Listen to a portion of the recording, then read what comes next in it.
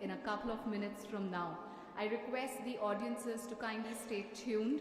In a few minutes from now, we're about to begin the commencement ceremony of MPG Batch 18. Thank you so much.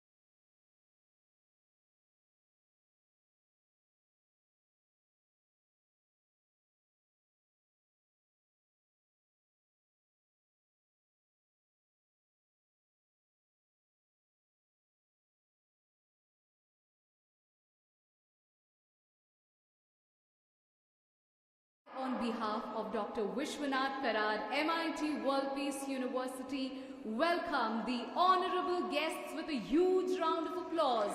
May we all stand and give a standing ovation to our esteemed guests of honor, Shri Gulam Khatana ji, Miss Dola ji, Shri Sanjay ji.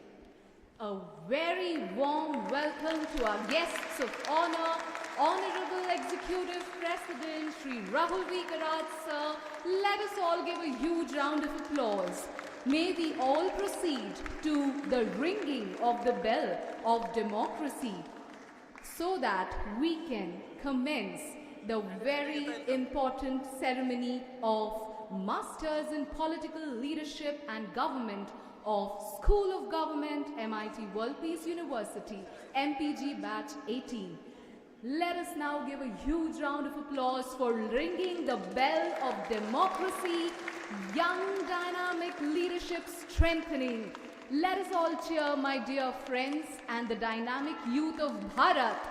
With this ringing of the bell of democracy, we witness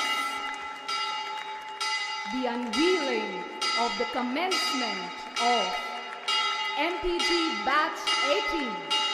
Let the applauses continue, my dear friends. Thank you so much. May I request all the honorable guests to kindly proceed for the lighting of the auspicious lamp As per the tradition of MIT World Peace University, we begin all the events by lighting the auspicious lamp. May we all give a huge round of applause as we unveil the commencement ceremony of Masters in Political Leadership and Government, empowering the young dynamic leaders of Bharat. This is a very unique sight where our guests of honor, our futuristic leaders have all joined together for lighting the auspicious lamp. Can we please continue applauding for this special moment, my dear friends?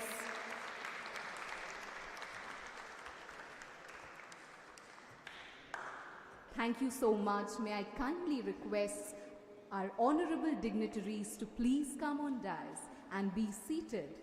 Ladies and gentlemen, I once again heartily welcome all of you to the commencement ceremony of Masters in Political Leadership and Government of School of Government, Pune, Bharat, of Dr. Vishwanath Karad, MIT World Peace University. We can feel the excitement building within the young and dynamic leaders as they are ready to embark on a new journey filled with dedication, determination, and discipline. This ceremony by MIT School of Government will give the students a plethora of opportunities to gain knowledge and inspiration from the intellectual discussion as well as the exchange of ideas. Now, my dear friends, ladies and gentlemen, honorable dignitaries on and off the dais, may we kindly all stand up for the national song. I request my technical team to kindly relay the national song.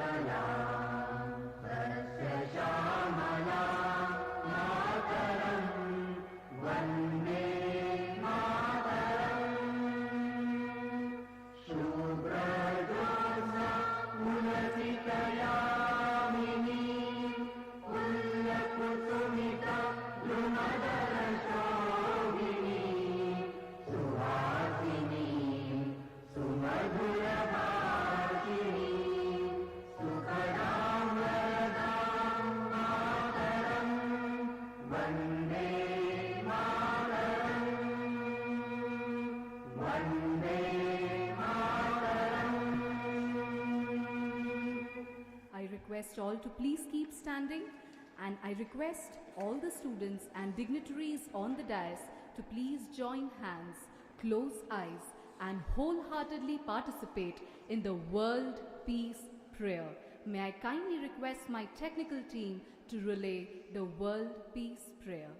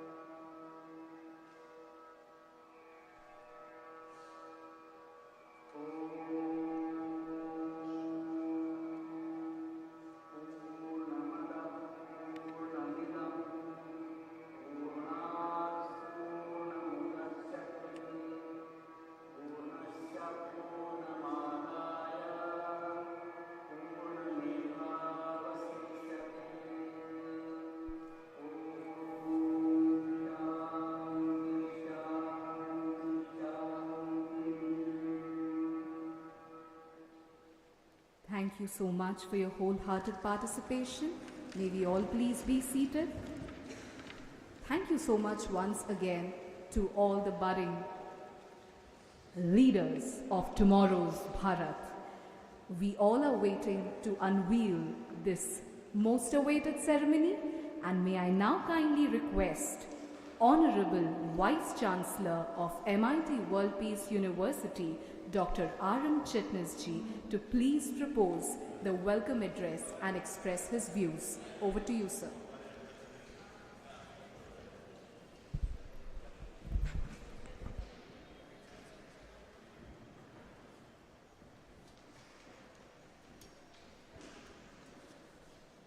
With permission of Executive President Honorable Rahul Vishwanath Karad sir, may we start this function, sir. On behalf of Dr. Karad sir,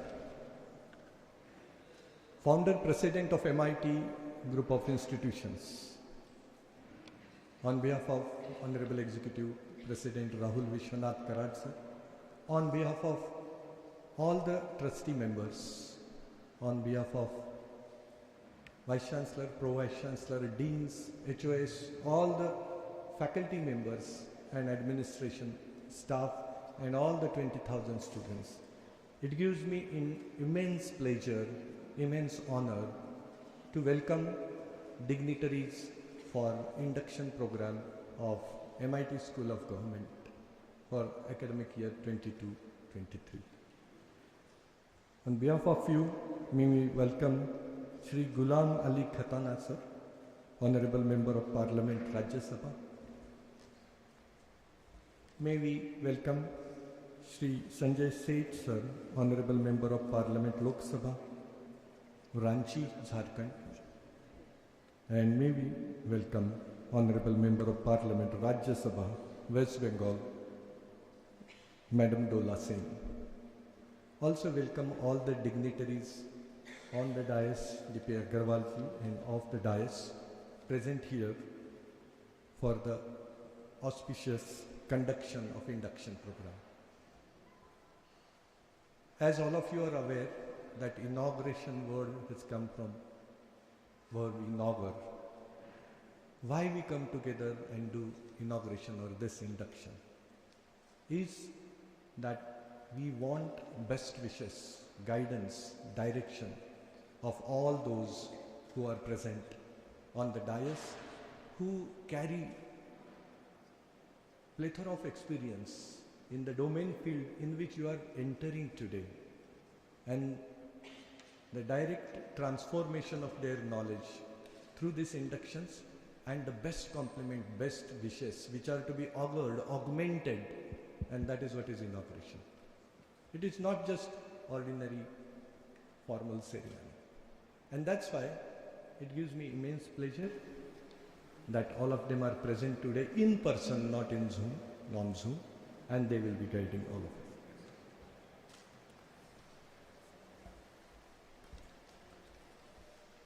Honorable Rahul Karad sir, you started this master's program in political leadership and government, MPG, way back in 2005, when India was looking for young, educated generation to take part and participate in the world's biggest democracy. And at that point, young generation was feeling that joining politics is just joining a bandwagon and it's not a good profession. But after that, till today, more than 500 students passed MPG, and they are in various political parties, and they are doing wonderful work. Many of them are working into NGOs too. Many are working in academic institutes such as MIT World Peace University. Honorable Minister, Chief Minister, former and now Deputy Chief Minister, Mr. Devendra Fadnavis's entire office is managed by two people, Nidhi and Sumit, and both happen to be the alumni of MPG program, which then envisioned by Rahul Karad sir in 2005 with support of then Election Commission, TN Session G. The students who joined MPG program, let me share with you that chief initiator of this first school of Bharat, as we call instead of India, for political leadership, Rahul Karad sir is extremely nationality citizen who penned a booklet, Know Your India, a patriotic guide, not only for you students, but all of us should be very proud as an Indian citizen, and this book, tick in your mind, tick in your brain, is must to read. So take a copy of this book, which is penned by Honorable Rahul Karad sir, and then read it, and then that is what is must to do work. When School of Government was conceptualized 17 years back, people used to laugh and criticize sir. Khatana ji, Madam Dola Seth sir, 17 years back when Rahul sir envisioned that School of Government, people laughed, criticized also. But the focus of Rahul sir was very, very clear, and the focus was to create ethical, spirited and committed political leadership for the country from grassroots and from all walks of life. You are aware that our country has some concern about casteism, criminalism, corruption. But going away from that, we will create new generation. And it was probably government's work which single-handedly young and dynamic Rahul Karad sir started. I want to incite one example here with permission of Executive President. Like Dr. Karad sir saw and understood dearth of sufficient engineering colleges to cater huge need of nation building 40 years ago, on the same line Rahul Karad sir observed that educated and well-informed political leaders were rarely seen in this country 17 years back. And today, with world of information technology, media advancement of science development, international relations, so on, well-educated political leaders are inevitable if we have to sustain in the competitive world. Competitive world where we have certain democracies which are more professional than us. Though we are the largest, we may not be the best professionally run democracy. We definitely have certain concerns, and this new generation sitting in front of me will take care of that. And that's why MA Political Leadership and Government is the perfect and ideal stepping stone for the aspiring young minds with dreams in their eyes and the fire in their bellies.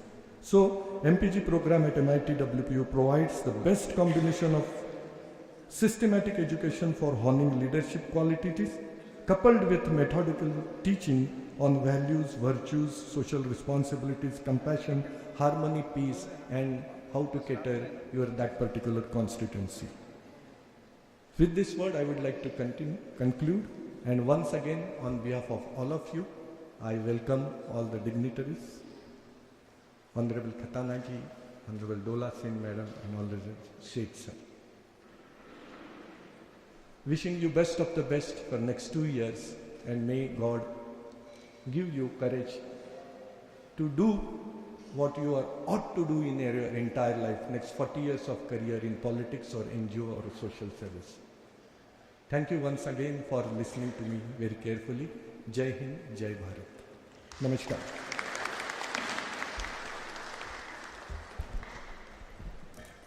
Thank you so much, sir. It's indeed a pleasure to be now witnessing this grand unveiling of the commencement ceremony, and we are honored to have amongst us the distinguished guests whom we would now like to felicitate. So may I kindly request Honorable Executive President Shri Rahul Karad sir, as well as Honorable Vice Chancellor sir, Dr. Ranchi sir, to please do the honors and felicitate Shri Gulam Khatana ji, Honorable Member of Parliament, Rajya Sabha, with a huge round of applause, my dear friends.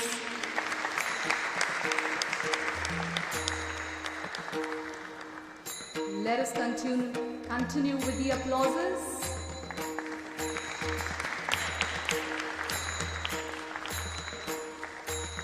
Thank you so much. Let us give a huge round of applause for Miss Dola Ji, Honorable Member of Parliament, Rajya Sabha. Let us have a huge round of applause, my dear friends, for Miss Dola Ji.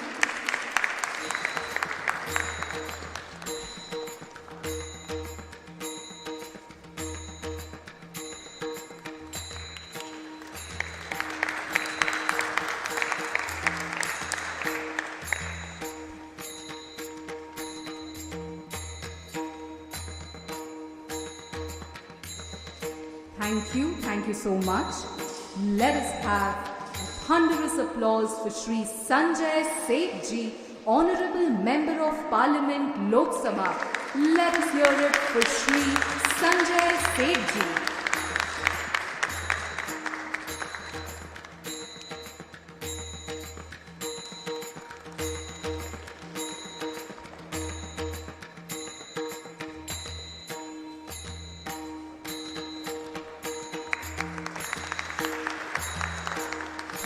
Thank you so much, sirs. Thank you so much, ma'am. Friends, as we know that we have all gathered to get metamorphosed and become the future political leaders, we're all aware that MIT School of Government provides a glorious opportunity and gives us the first ever leadership program for career in politics. It indeed is a pleasure and honor to now witness the first ever school of this kind in Bharat. May we kindly have the audio visual on MIT School of Government. I request my technical team to please relay the video on MIT School of Government. MIT School of Government is the first institute to initiate the leadership program in politics and government. After the independence, there was a need to have an institution to train the aspiring politicians or the young leading generation of the country. In 2005, MIT SOG was conceptualized by Rahul V. Karad, the executive president of MIT World Peace University, Pune, with a vision of creating ethical, spirited and committed political leadership for the country from the grassroots and from all walks of life. MIT School of Government is now a part of MIT World Peace University. It offers a 2-year postgraduate degree program in political leadership and government, MPG. The program comprises of 1 year on-campus learning and 1 year off-campus training. Young leaders of our country should respect the politics. They should not feel that all politicians are corrupt. In order to strengthen the democracy, students having good character and value should enter the politics. This is the thought given by Rahul Karad. MIT SOG is spreading this thought in the youngsters. Till date, more than 350 young leaders are set for their mission. They have grabbed key positions in the political parties or government regulatory organizations, and some have succeeded in getting the memberships of the legislative bodies. Obviously, it has backbone of the education imparted at MIT School of Government.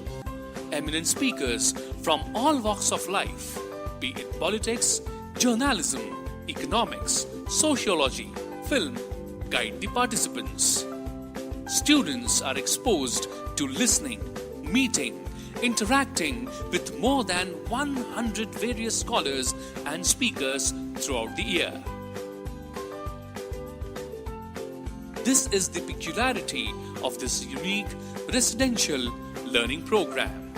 As a part of the program, students visit the villages, study their administrative systems, and also extend visits to the state assemblies, houses of the parliaments, etc. While doing this, they learn to differentiate, make comparative study of the developed and underdeveloped villages, better and progressive constituencies. Visits to various party offices, government offices make such student rich in knowledge and experience. They go to different parts of the country to meet the politicians and get trained with them. The program comprises of the 1-year internship, which facilitates the students to learn directly from the politicians or in their offices. They are exposed to various social issues also.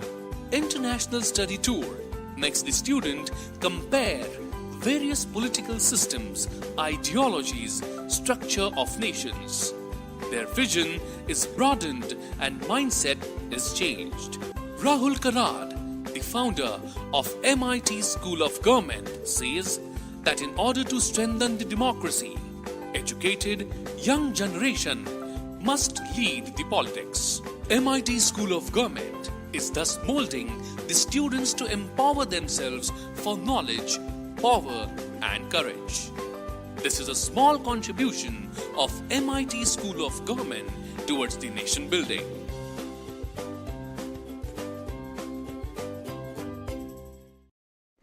Thank you so much indeed. And to continue with this unique dictum and experience the blend of theory with practice, may we now have a very interesting audio-visual of Bharatiya Chhatra Sansad, a national platform to encourage student leadership, a novel initiative conceptualized by our Honorable Executive President Shri Rahul V. Karad.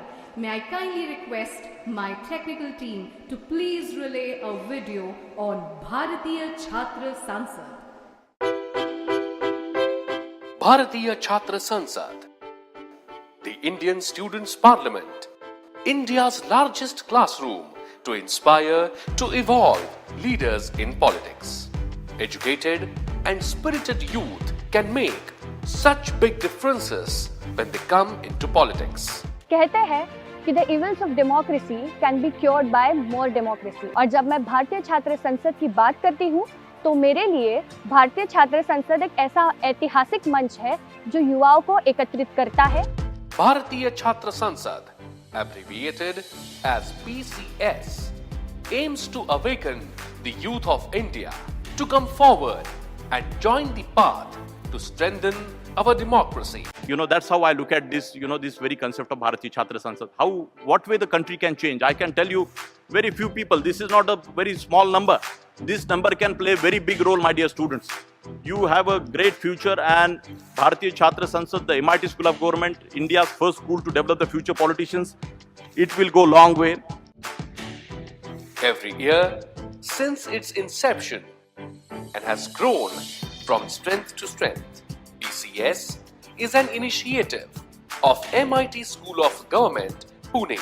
Its impact is visible in the increasing national footprint at the Kerala, Gujarat, Madhya Pradesh, Karnataka, Bihar, Maharashtra, Haryana and Jammu and Kashmir have BCS chapters today. 2011 में जब मैंने शहर में banners देखे कि ऐसी कोई छात्रों की संसद होने वाली है जहां डॉक्टर APJ अब्दुल कलाम ये लोग एक प्लेटफॉर्म पे आने वाले हैं और छात्रों के साथ इंटरेक्ट करेंगे. ये कैसी संसद यहाँ स्टूडेंट्स और पॉलिटिशियंस एक साथ है, यह है भारतीय छात्र संसद. भारतीय छात्र संसद का मेरे जीवन में और काफ़ी सारे युवाओं के जीवन में बहुत ही महत्वपूर्ण रोल रहा है. 2011 से भारतीय छात्र संसद के पहले संस्करण से मैं इस मंच के साथ में जुड़ा हूँ. लाइफ में काफ़ी कुछ बदलाव इस मंच के कारण हुआ है.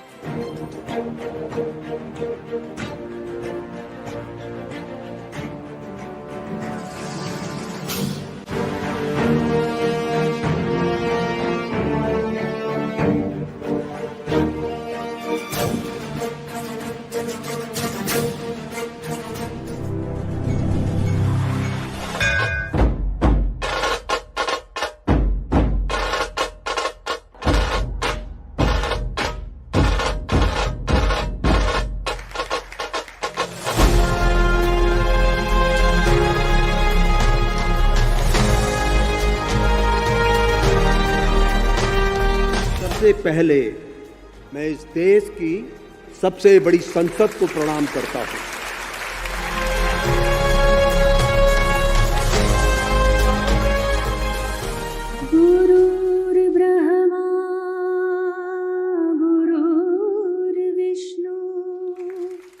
भारत में कॉलोनियल माइंडसेट को भी तोड़ना है तो यूथ को पॉलिटिक्स में आना जरूरी है। अगर आप एम्बिशियस हो और देश के पॉलिटिक्स में आना चाहते हो और देश की व्यवस्था को बदलना चाहते हो तो ये युवाओं के माध्यम से ही हो सकता है। मैं हूँ भारतीय छात्र सांसद। मैं हूँ भारतीय छात्र सांसद। मैं हूँ एक भारतीय छात्र सांसद। मैं हूँ एक भारतीय छात्र सांसद।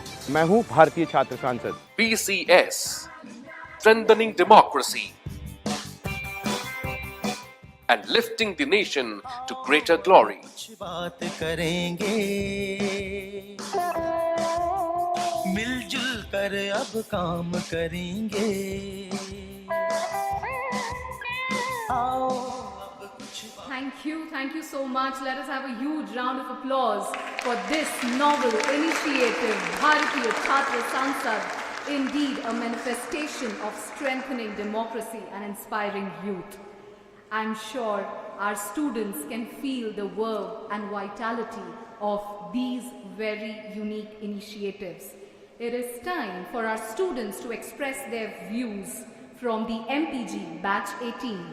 May I now request K. Sujata, MPG Batch 18 student from Tamil Nadu, to please come forward and express her views.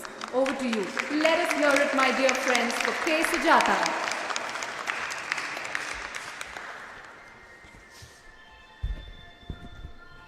Good morning to one and all present here. I am here to tell a story. Don't worry, it's not a boring or a lengthy one. Being chatty doesn't mean someone is happy. Being jovial doesn't mean someone is feeling great. And being calm doesn't mean they are worry-free. And that's me, concerned about issues that are above and beyond me. I am Sujata from first year of MIT School of Government. India is known for its beauty, but deep down, the wounds of gender inequality are still fresh. Coming from a rural background, I have witnessed women working hard in the fields, yet they are not the landowners. They govern the household, yet possess no authority over familial decisions. As I grew, these instances hit me harsh with the reality that societal structure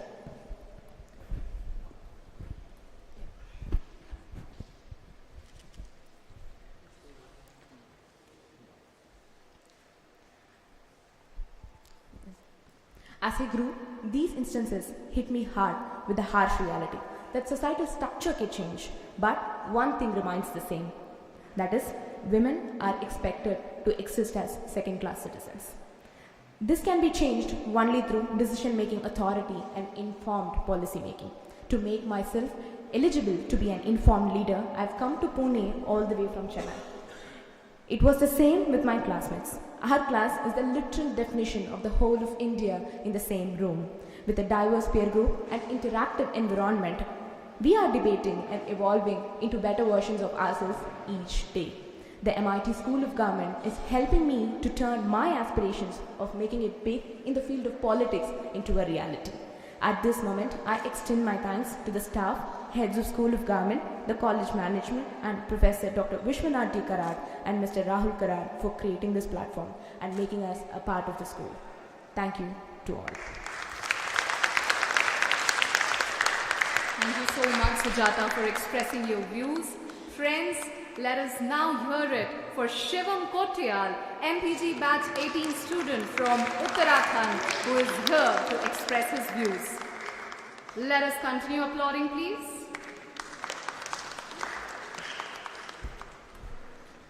Good morning all. My name is Shivam Kotyal. I come from the Devbhoomi state of Uttarakhand. After graduation, I was searching for a master's program in political leadership and governance. At that time, I came to know about MIT School of Government, Pune. MIT School of Government was conceptualized by Shri Rahul Karad sir, the executive president of Dr. Vishwanath Karad, MIT World Peace University in 2005. It was founded with a stated vision of creating spirited and committed political leadership from the grassroots level. MIT School of Government is the first program in Bharat designed to create future political leaders. In 2021, I joined a leadership development program on political communication, and in the year 2022 attended another leadership development program on election campaign and management. Both of these programs gave me insight and knowledge of politics. I aspire to become a political leader for creating a better Bharat. My studies in MIT School of Government are giving me the opportunities, the foundation that I need to pursue for my future. In MIT School of Government, there is a lot of diversity. There are students from 30 states in my class, which adds significance to our learning. As we learn politics happening across India through their lived experiences. Diversity, tolerance and acceptance within class and among classmates makes this platform the best in transforming future leaders. Beyond this, the subjects like psephology and campaign management inculcate strategic thinking within us. I would like to thank Dr. Vishwanath Karad sir and Shri Rahul Karad sir for their vision and continued support of MIT School of Government, as well as the diligent efforts of MIT School of Government faculty and support staff. Thank you and have a nice day. Thank you so much, my dear students, for expressing your views so well. We're really excited to now know more about the initiatives that MIT World Peace University has in store for you all. And another such very innovative initiative conceptualized by Shri Rahul V. Karad sir, our Honorable Executive President, is Women's Parliament. I now request my technical team to relay a short film on the Women's Parliament.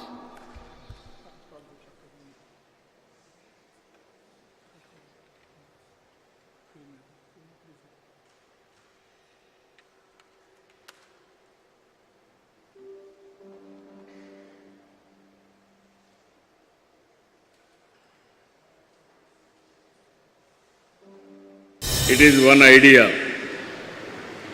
When I went to Rahul Karad Institute in Pune, that is MIT, then we got an idea, why can't we have National Women's Parliament? Then I asked him to come, we had discussed, and then our Honorable Speaker has rightly agreed, this is a very good thing, we will host in Amaravati. That is how this idea today inspired millions of women, millions of people all over the world. I am very happy and very proud of it. Maharashtra Institute of Technology, a famous institute in Pune, Mr. Rahul Karad, Sri Vishwanath Karad and the team of technocrats, all faculty members, they participated in this conference, made this conference a success. This conference will not become a Vijayawada or Amravati conference, but this Amravati, the only capital in India which is evolving in the vastness of nation, will give a light to all the world about the women empowerment. NWP aims to create a better and conducive environment for women empowerment and nation building. First National Women's Parliament was a 3-day national conclave held at Amaravati, Andhra Pradesh on 10th, 11th and 12th of February 2017. It was attended by nearly 12,000 motivated girl student leaders who had participated from across the nation to establish direct connect with the policymakers, leaders and other women of eminence and deliberated about grassroots challenges being faced by young women in India. The Parliament was graced by more than 400 women members of legislative assemblies and nearly 90 women members of Parliament of India. Several eminent women from all walks of life interacted and deliberated with them. By a conscious deliberation between Shri Rahul V. Karad, founder and convener of Bharatiya Chhatra Sansad, the seed thought of National Women's Parliament was conceived. It was well supported and guided by Honorable Chief Minister of Andhra Pradesh, Shri Nara Chandrababu Naidu. 3 days of National Women's Parliament was thoughtfully divided in 5 different sessions with different topics to discuss. We had that conference, you can say that was 2G, 3G something. And here, with the help of Rahul Karad, you have gone ahead, including the students and you have gone to 4G, 5G something, like you are a techno man.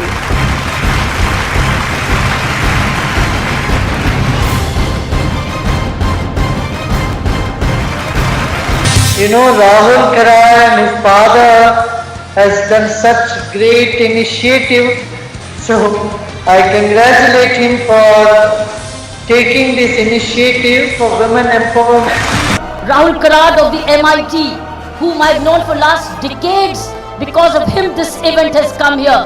Rahul Karad जी का भी धन्यवाद करती हूँ कि जिन्होंने यहाँ पर इतना बड़ा कार्यक्रम आयोजन करने में आंध्र प्रदेश सरकार की मदद की।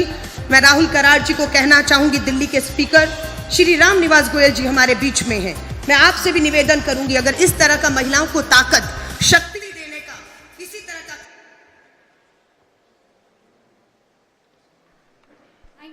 Thank you so much. May we have a huge round of applause as MIT World Peace University takes pride in hosting National Women's Parliament, the National Youth Parliament and many such initiatives which sensitizes the youth so that you, my dear friends, can contribute for a very positive future of Bharat.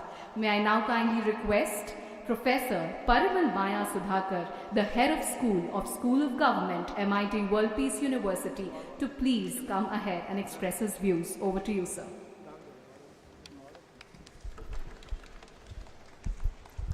Honorable Member of Parliaments, Shri Gulam Ali ji, Miss Dola ji, Shri Sanjay Seth ji, Honorable Executive President of MIT World Peace University and Initiator of MIT School of Government, Shri Rahul Karad ji, Honorable Vice Chancellor of MIT World Peace University, Shri R.N. Chitnis sir ji, Dr. Girisan sir, Director of MIT School of Government, and Shri Agarwal sir ji, former Chairperson of UPSC, the participants in today's commencement program from School of Public Policy, School of Economics, and from the School of Government's 18th batch of Master's Program in Political Leadership and Government, and also participants of National Foundation for Communal Harmony, which is an organization with the Union Home Ministry.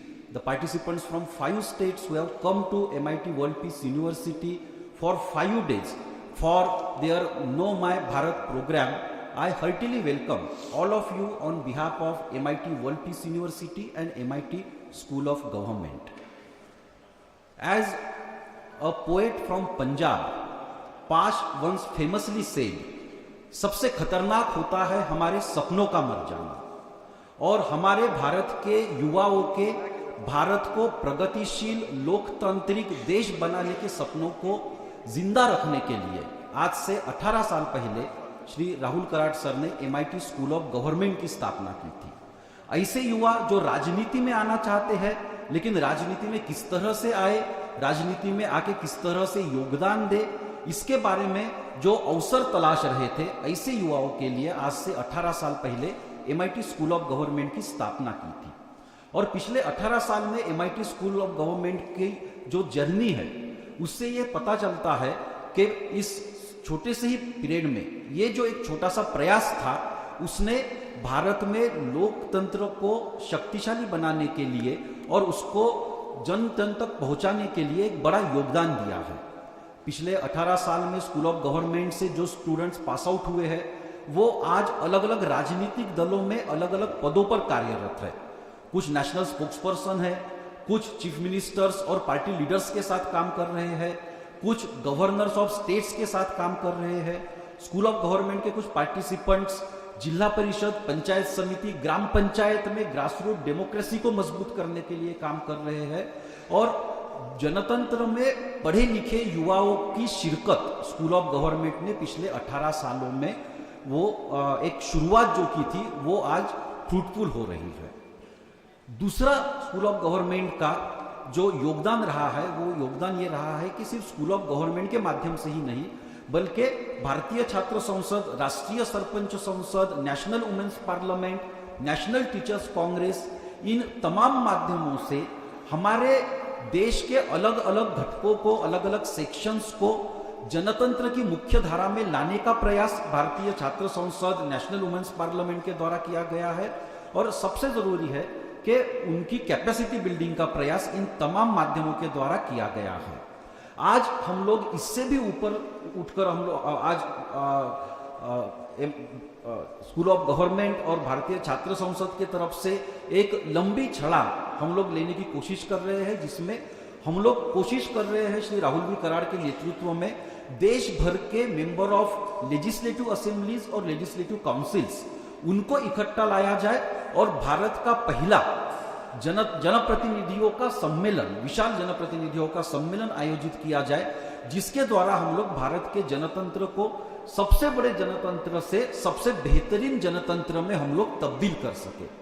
School of government का शुरू से लेके अभी तक यही mission रहा है कि भारत जनतंत्र है, लेकिन उसको हमें सबसे बेहतरीन जनतंत्र बनाना है और जनतंत्र के जो मायने हैं वो दुनिया को हमें सिखाने हैं, क्योंकि भारत कोई अभी पिछले 75 साल में जनतंत्र नहीं बना है, बल्कि जनतंत्र की दुनिया में जो शुरुआत हुई थी वो भारत के कई सारे हिस्सों में बौद्धिक काल में आज से 3000-4000 साल पहले हुई थी। तो जो चीज हमारे यहाँ शुरू हुई थी, जिस चीज को हमने दुनिया तक पहुंचाया है, उसे फिर से एक बार नए मायनों में दुनिया तक पहुंचाने का काम भारत को करना है। और इस दिशा में जो शिरकत प्रयास हो रहे हैं उसमें स्कूल ऑफ गवर्नमेंट ये पिछले 18 साल से अपना योगदान दे रहा है। जो 18वीं बैच के पार्टिसिपेंट्स हैं उनको मैं मुबारकबाद देता हूं कि उन्होंने ये एक बहुत ही रिवोल्यूशनरी कदम उठाया है, जहां पे कई सारे छात्र इंजीनियर बनने का सोचते हैं, डॉक्टर बनने का सोचते हैं, लॉयर बनने का सोचते हैं। स्कूल ऑफ गवर्नमेंट के ये छात्र हैं जो 18 साल से इस प्रोग्राम में आ रहे हैं, वो राजनेता बनने की सोच से इस प्रोग्राम में आ रहे हैं। और राहुल कराड़ सर बार बार जो कह रहे हैं कि राजनीति बुरी नहीं है, सारे राजनेता बुरे नहीं है, और अगर हमें अच्छी राजनीति करनी है और देश को अगर अच्छा करना है तो अच्छे लोगों को राजनीति में आना होगा।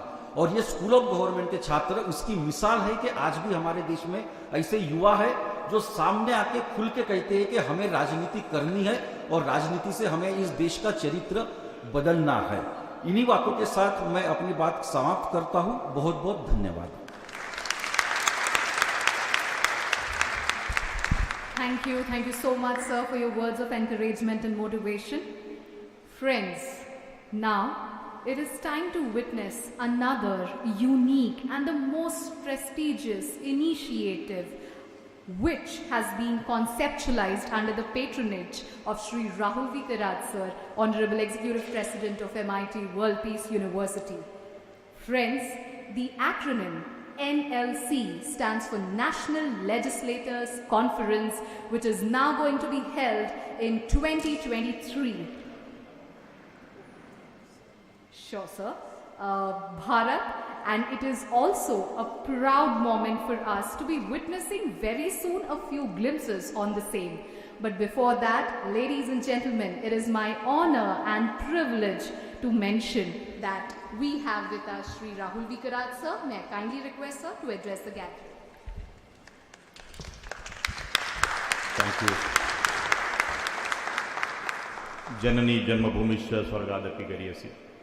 Behalf of the bodies of trustees and our beloved founder, revered Dr. Vishwanath Karad, our Vice Chancellor, Dr. Chitnis, all the academic board members, Professor Girisan, Professor Parimal, the students of this very prestigious 18th batch of Master's Program in Government under the aegis of MIT School of Government and of course under the aegis of MIT World Peace University. Let me welcome the Honorable Member of Parliament, Madam Dola Sanjay, Member of Parliament Rajya Sabha from Trinamool Congress. Thank you so much, Madam, for your participation today. What a wonderful, great fortune that today you are here with us. We have another very eminent guest, Shri Gulam Khatana ji, the Honorable Member of Parliament for Rajya Sabha. Sir, thank you so much once again for your participation. My colleagues and other heads, they have already expressed their very gratitude for your participation and your time today. Thank you so much once again behalf of everyone. Of course, we have Shri Sanjay Seth Sahab, who is a senior leader of BJP, a Member of Parliament from BJP party, Lok Sabha, from Ranchi, Jharkhand area. Thank you, sir, for your participation. And of course, last but not the least, our principal advisor of MIT World Peace University, the DP Agarwal Sahab, who is a former UPSC chairman and a well-wisher of this very prestigious group of institutions. As many of you are aware that this is a university with some 65,000 students, 50,000 students under the various constituent other universities under this very charitable trust, and we have schools, we have other various prestigious institutions, hospitals. But in this very vastness, in the year 2005, this very thought of MIT School of Government, we conceived and we established India's first school to develop the future politicians. मुझे खुशी है ये बताते हुए और फ़ख्र भी है कि 2003-04 में लोग हमारे ऊपर हंसे थे कि राजनीति में इस तरीके से ट्रेनिंग और एजुकेशन देके कोई राजनेता बनाए नहीं जा सकते, ऐसे कहने वाले बहुत सारे नेता उस वक्त भी थे। और काफ़ी सारे नेताओं ने मुझे उस वक्त जिन्होंने सपोर्ट किया, उसमें मैं लाल कृष्ण आडवाणी जी का नाम लूँगा, मैं पृथ्वीराज चौहान जी का नाम लूँगा, और भी बहुत सारे ऐसे नेता हैं कि जिन्होंने मुझे इस विषय में सपोर्ट किया कि ये इम्पॉर्टेंट इनिशिएटिव है। मैं सुमित्रा ताई जी का भी यहाँ पे अभी जो लोकसभा के फॉर्मर स्पीकर रहे, जिन्होंने पहला पॉलिटिकल लीडरशिप का lecture MIT school of government में 2005 में इस संस्था में लिया। जैसे MBA में कॉरपोरेट जगत के लोग आके प्रैक्टिकल इंसाइट देते हैं, उसी तरीके से ये कंसेप्ट कंसीव करते हुए संकल्पना ये थी कि राजनीति के लोग आए और एक तरीके से वो प्रैक्टिकल इंसाइट देने के लिए, स्टूडेंट्स को इंस्पायर करने के लिए कि राजनीति कैसी एक अच्छी चीज़ है और राजनीति के प्रति हमारा सबका लगाव कैसे बढ़े। उस भूमिका से हमने इस कंसेप्ट की पूरी नींव रखी और 2003-04-05 में इस कंसेप्ट की तरफ लोगों ने एक यूटोपियन थॉट की तरह देखा था कि ये क्या, ये बकवास है, ऐसे कोई हो नहीं सकता। तो मुझे खुशी है कि 18वीं बैच इस पर्टिकुलर प्रेस्टिजियस प्रोग्राम में एनरोल हो गई है। मैं सबका मन से, हृदय से आपका स्वागत, अभिनंदन करता हूं। और आपने इस विषय में मतलब 2005 की बैच का भी मुझे आज याद आ रहा है। हमारे तीनों चीफ गेस्ट, उनके सामने मैं कहना चाहूँगा कि जिन लोगों ने इस विषय में आगे आके हमें पढ़ाई लिखाई करके राजनीति में आना है, ऐसे विचार से जो बच्चे आगे आते हैं, उनका जो फेथ और उनका जो कॉन्फिडेंस इस कंसेप्ट के ऊपर, मैं उनका भी एक तरीके से पहली बैच का और पहले 1-2 बैचेस का मैं ऋणी हूँ कि ये कंसेप्ट प्रमोट करने में, ये कंसेप्ट के ऊपर विश्वास रख के आगे आके इसकी पूरी बुनियाद पक्की करने में उन्होंने बहुत बड़ा कंट्रीब्यूशन किया। और शायद आने वाले समय में आप सभी लोग, ये 18वीं बैच के जो छात्र इस particular MIT school of government के मास्टर्स प्रोग्राम इन गवर्नमेंट में आए हैं, आपके भी माध्यम से उसी तरीके से इसको हम बहुत बड़ी लीगेसी तैयार करने में कामयाब होंगे, ऐसा मैं यहाँ पे एक मेरा फीलिंग एक्सप्रेस करता हूँ। मुझे कुछ फिल्में यहाँ पे अभी भारतीय छात्र संसद, नेशनल विमेंस पार्लियामेंट, ऐसी कुछ फिल्में भी यहाँ दिखाई गई। एक छोटा सा एक ऑर्गेनाइजेशन, एक एकेडमिक इंस्टीट्यूशन एक सॉफ्ट पावर के रूप में भारत में किस तरीके से काम कर सकता है, ये इसका एक छोटा सा उदाहरण आप लोगों के सामने रखने की हमने कोशिश की। आप सब इवन स्टूडेंट्स यहाँ पे नो इंडिया प्रोग्राम के भी स्टूडेंट्स गवर्नमेंट ऑफ इंडिया की तरफ से आए हैं। ये कोई मेरा बढ़ोतरी या संस्था का बढ़ोतरी करने के लिए आपके सामने ये फिल्म यहाँ पे दिखाई नहीं, लेकिन एक छोटा सा जो सीड था कि राजनीति में प्रशिक्षण, पढ़े लिखे लोग राजनीति में आए, सभी राजनेता चोर, पॉलिटिकल पार्टियां भ्रष्ट, ये हमारा जो जनरल नोशन है सो कॉल्ड क्वालिफाइड कॉम्पिटेंट लोगों का, ये हम किस तरीके से ये नोशन को बदल दे इस देश में, ये महत्वपूर्ण विचार TN शेषन जी की मदद से और भी बाकी बहुत सारे महानुभाव उनकी सपोर्ट से हमने 2005 में ये प्रस्तापित किया।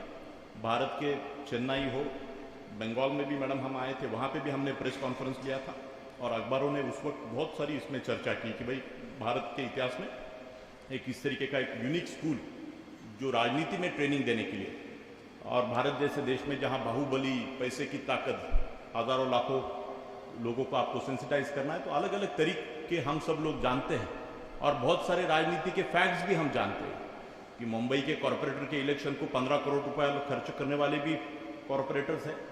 MLAs के लिए कितने सारे भारत के अलग अलग प्रांतों में कितने आंकड़े किस तरीके से खर्च होते हैं, ये भी हम सब लोग जानते हैं। ये कोई अपने लिए मीडिया से ये बात छुपी हुई नहीं है, हम सब लोगों से बात छुपी नहीं हुई है, इलेक्शन कमीशन से ये बात छुपी नहीं है, किसी से ये बातें छुपी नहीं है। लेकिन कहीं ना कहीं एक ऐसी प्रोसेस ये बन गई और एक एक्सेप्टेड फैक्ट भी हमारा बन गया। मैं बहुत जिम्मेदारी से तीनों मेंबर ऑफ पार्लियामेंट्स के सामने ये बात मैं कह रहा हूँ कि ये फैक्ट्स को कहीं ना कहीं संशोधन का टाइम आया है क्या? 75 साल की आज़ादी हम सेलिब्रेट कर रहे हैं। हमें कुछ देशों में सरकार की तरफ से गवर्नमेंट फंडेड भी इलेक्शंस होते हैं और भी अलग अलग मॉडल शायद वेस्टर्न वर्ल्ड में जहाँ पे डेवलप्ड इकोनॉमीज है वहाँ पे हो रहे। शायद वो देश अपनी तुलना में छोटे हो सकते हैं, अपनी तुलना में उनकी जोग्राफिक और बाकी के भी एस्पेक्ट्स अलग हो सकते हैं, लेकिन बहुत सक्सेसफुली इस तरीके से कुछ देश बहुत बढ़िया काम कर रहे हैं। मैं नाम लेना चाहूँगा, इस्टोनिया जैसी छोटी सी country, 20-25 lakh population. I want all the students of the present batch to Google it out. Estonia, what model they have adopted, you get me out. 95%, 99% IT के माध्यम से टेक्नोलॉजी का राजनीति में कैसे उपयोग किया जा सकता है, टेक्नोलॉजी क्या रोल प्ले कर सकती है, इसका एक आदर्श उदाहरण इस्टोनिया है। ऐसे न्यूजीलैंड से लेके कनाडा से लेके अलग अलग देशों में, छोटे बड़े देशों में अलग अलग प्रयोग किए गए हैं, चर्चा हो रही है इसके ऊपर। और मैं समझता हूं कि भारत में वो समय आया है कि हम सही मायने में और अपना लोकतंत्र, जो इतने राज्य, वहाँ की अपनी विधानसभा है, वहाँ के स्ट्रक्चर्स, मैं पिछले 10 साल से इस बात को बढ़ावा दे रहा हूँ कि हर विधानसभाओं में एक लीडरशिप का संस्था होना चाहिए, जैसे पार्लियामेंट्री ब्यूरो लोकसभा में है। हमारा ट्रेनिंग सेल्स, हमारा एजुकेशन सिस्टम पर्टिकुलरली पॉलिटिक्स के प्रति 12वीं के बाद, मतलब 18 साल के बाद पढ़ने वाले भारत में 4 करोड़ बच्चे हैं। तो मैं ये कह रहा हूं कि हम एनसीसी की भी बात हो या इवन डेमोक्रेसी और लीडरशिप और पॉलिटिक्स के प्रति अवेयरनेस करने का ऐसा कुछ प्रोग्राम मैंडेटरी हमारे पूरे एजुकेशन सिस्टम में हम कर सकते हैं क्या?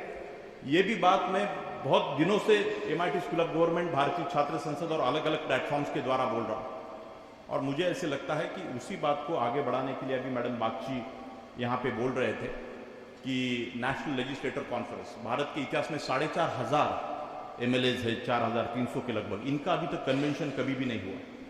मुझे प्रसन्नता है कि आप सब लोगों के सामने 15 दिन पहले, 10 दिन पहले हमने इसका डिक्लेरेशन दिल्ली में माननीय सुमित्राताई महाजन जी, माननीय शिवराज पाटिल जी, मनोहर जोशी जी एंड मीरा कुमार जी, इनके नेतृत्व में, और 18 विधानसभाओं के अध्यक्ष, इनके बॉडी के ऊपर एडवाइजरी के तौर के ऊपर हमने उनको विनती किया कि आप एडवाइजर होके एक ऐसा पहला कन्वेंशन 16 जून को मुंबई में होने जा रहा है, भारत के इतिहास में पहली बार। और ये आप सब लोगों के सामने कहने का मकसद ये है, मुझे कांग्रेस के भी बहुत सारे लोगों ने बोला, मुझे बीजेपी के लोगों ने बोला, सीनियर लीडरशिप ने, कि राहुल ये सिविल सोसाइटी से एक शिक्षण संस्था के माध्यम से इस तरीके का विचार आगे आना ये बहुत महत्वपूर्ण बात है। और ये वहां से आ रहा है, इसीलिए इसकी न्यूट्रलिटी और डेमोक्रेटिक अपने सिस्टम में इसका एक महत्व आने वाले समय में बन सकता है, जिसके माध्यम से capacity building of our leadership, policy sharing की बात हो। मतलब मैडम डोला जी, आप कलकत्ता से आते हो, मेट्रो कलकत्ता में कब आया? 1970s में या उससे पहले भी। हम मेट्रो की बात आज बोल रहे हैं, मुझे नहीं पता कि इसके बारे में मुंबई में शायद मेट्रो निकल सकता था क्या? प्राइवेटाइजेशन ऑफ एजुकेशन, आप सब लोग प्राइवेट इंस्टीट्यूशन में आज यहाँ पढ़ रहे हैं, प्राइवेट इंजीनियरिंग कॉलेज में यहाँ पढ़ रहे हैं। 1970s में तमिलनाडु, कर्नाटका में प्राइवेटाइजेशन ऑफ एजुकेशन, इंजीनियरिंग के कॉलेजेस, मेडिकल कॉलेजेस निकल चुके थे। महाराष्ट्र वो कॉलेजेस आते आते 83 हो गए। दिल्ली में 90 के बाद, आंध्र प्रदेश में और भी राज्यों में उसके बाद मेडिकल कॉलेजेस, इंजीनियरिंग कॉलेजेस आए। मुझे नहीं पता कि क्या कारण है इसके। मैं कोई पॉलिटिकल साइंस का विद्यार्थी नहीं हूँ, मैं इंजीनियर हूँ, और MBA करने के बाद जो भी मेरा प्रैक्टिकल अनुभव, एक एक्टिव सिटीजन के नाते एक शिक्षण संस्था चलाते हुए जो भी मेरा अनुभव है, उसके अनुसार मैं आपके सामने ये रख रहा हूँ कि ये जो गैप, मैं खाली एजुकेशन सेक्टर का और एक छोटा मेट्रो का उदाहरण यहाँ दिया, और मैं समझता हूँ कि ऐसे काफ़ी सारे उदाहरण हर मिनिस्ट्री में अगर बारीकी से आप देखें तो तेलंगाना ने क्या किया, केरला ने वहाँ पे क्या किया। तो ये नेशनल लेजिस्लेटर कॉन्फ्रेंस जो है, इसके माध्यम से आने वाले समय में, तो मुझे खुशी है कि सीनियर लीडरशिप से इसके बारे में बहुत अच्छी चर्चा हुई और उन्होंने भी इन सब चीज़ों को सपोर्ट देने की बात बोली। ये बहुत महत्वपूर्ण है। और एक विद्यापीठ के माध्यम से आपने नेशनल वुमेन्स पार्लियामेंट, भारतीय छात्र संसद और अलग अलग प्लेटफॉर्म यहाँ पे जो फिल्म देखी, तो एक छोटा सा MIT स्कूल ऑफ गवर्नमेंट का एफर्ट 18 साल में कहाँ से कहाँ तक जा सकता है, ये मैं आपको भी यहाँ इंस्पायर करने के लिए ये बात बोलने की कोशिश कर रहा हूँ। तो हमारे लोकतंत्र में, हमारे गवर्नेंस में जिसका डायरेक्टली हमारे जीवन के ऊपर परिणाम है, तो उसके बारे में आम नागरिक के मन में, वोटर्स के भी मन में जो अवेयरनेस भारत में होना चाहिए वो है नहीं। और इस पर्टिकुलर चीज़ को अगर कोई सिस्टम में, हमारे कितने लाखों स्कूल्स है, शायद स्कूल एजुकेशन और हायर एजुकेशन दोनों का बहुत महत्वपूर्ण रोल आने वाले 10, 20, 25 सालों में होगा। और उस भूमिका से MIT स्कूल ऑफ गवर्नमेंट, भारतीय छात्र संसद, national women's parliament, national legislator conference जो होने जा रही है 16, 17, 18 को, जिसमें विभिन्न भारत के करीबन अपेक्षा है कि 12-15 मुख्यमंत्री और बाकी भी सभी इलेक्शन कमिश्नर, सभी राउंड टेबल डिस्कशंस उसमें रखेंगे। सभी विधानसभाओं के अध्यक्षों ने ये पूरा बीड़ा उठाया कि ये इस तरीके से करना है, और हम एक संस्था, एक एडमिनिस्ट्रेटर के नाते और उसका एक पूरा आयोजन, एक थॉट प्रोसेस, थॉट लीडरशिप के नाते हम इसको आगे बढ़ाने की कोशिश करेंगे। आप सब लोगों का उसमें पार्टिसिपेशन चाहिए। सर, आपका भी मैं इसमें इंडिपेंडेंटली विचार और विमर्श आपके साथ करूंगा। प्रैक्टिकली ग्राउंड के ऊपर क्या क्या चैलेंजेस है, बहुत सारे MLAs के साथ भी हम बात कर रहे हैं, और सुमित्रा ताई और सब लोग हम मिलके ये पर्टिकुलर कॉन्फ्रेंस अपनी जितनी भी पॉलिसीज़ और लॉ मेकिंग की जो प्रोसेसेस है, आने वाले समय में और भी फास्टर तरीके से उसको हम अंजाम देने में कामयाब हो गए। ऐसा यहाँ पे आज ये 18वीं बैच के सामने ये जो एक ऐतिहासिक ऐसा आज का जो पल, क्योंकि 2005 में मैंने जब ये स्कूल शुरू किया था, तो मेरे उस उम्र में जब ये बात मैंने बहुत बोला तो लोगों ने इतना मजाक उड़ाया था इसके ऊपर। अखबार में मैंने 2003 में आर्टिकल पढ़ा था और 18 MPs मैंने देखे जिनकी उम्र थी 25, 27, 28, और उनको देख के मैं प्रेरित हो गया कि ऐसा स्कूल कोई खोलना चाहिए। तो लोग बोले, अरे राहुल, ये ऐसा कोई, ये तो सब बड़े बाप के बेटे हैं, ये तो उनको तो चुन के आना ही है। लेकिन मैंने एक ऑब्जर्वेशन उस वक्त किया, मुंबई में जयंतीबाई मेहता, उनके अगेंस्ट मिलिंद देवड़ा खड़े थे, 25 साल उम्र थी उनकी और उनकी उम्र थी 60 साल, और जयंतीबाई उनके अगेंस्ट वो लॉस हो गए इलेक्शन में। तो मैं बोला, ये डेमोग्राफिक डिविडेंड, क्योंकि जितने यंगस्टर्स हैं, it is a power of all of you. तो उस वक्त ये बदलाव कैसे हुआ? तो उसके बाद मुझे लगा कि नहीं, टाइम इज चेंजिंग, और हमें एजुकेशन, ट्रेनिंग, ये सब चीज़ों को CPI, CPM, BJP सभी पार्टियां कुछ हद तक इम्पोर्टेंस देती रही, लेकिन मुझे लगता है कि आने वाले समय में इसको और भी बहुत ज़्यादा इम्पोर्टेंस ट्रेनिंग को, इसलिए सभी विधानसभाओं में ट्रेनिंग की बात बोली मैंने। पॉलिटिकल पार्टियों ने भी उनके अपने डेडिकेटेड ट्रेनिंग स्कूल्स कैसे होने चाहिए, बाकायदा उस तरीके से स्ट्रक्चर्स होने चाहिए। इस बात को एक विचार, एक आंदोलन के रूप में इस छोटी संस्था से नम्रतापूर्वक यहाँ से ये एफर्ट शुरू हुआ, और आज इतना व्यापक एक बहुत बड़ा नेटवर्क पूरे भारत के सभी राज्यों में, सब जगह पे तैयार हो गया। इसका भी मैं सेटिस्फैक्शन यहाँ पे व्यक्त करके आप सब लोगों को अभिनंदन करता हूँ, स्वागत करता हूँ। Please get into the whole process. अगले 2 साल बहुत रिगरस है, और आपके चॉइस के अनुसार अलग अलग पार्टियों में आप बहुत बेहतर काम कर सकेंगे, और आपके हाथ से एक डिफरेंस कि लोग महसूस करेंगे, and you will create a great value to strengthen the democratic fabric of our nation. Thank you so much. Once again, I pay my respects to all of you, sir. धन्यवाद, नमस्कार, जय हिंद, जय भारत।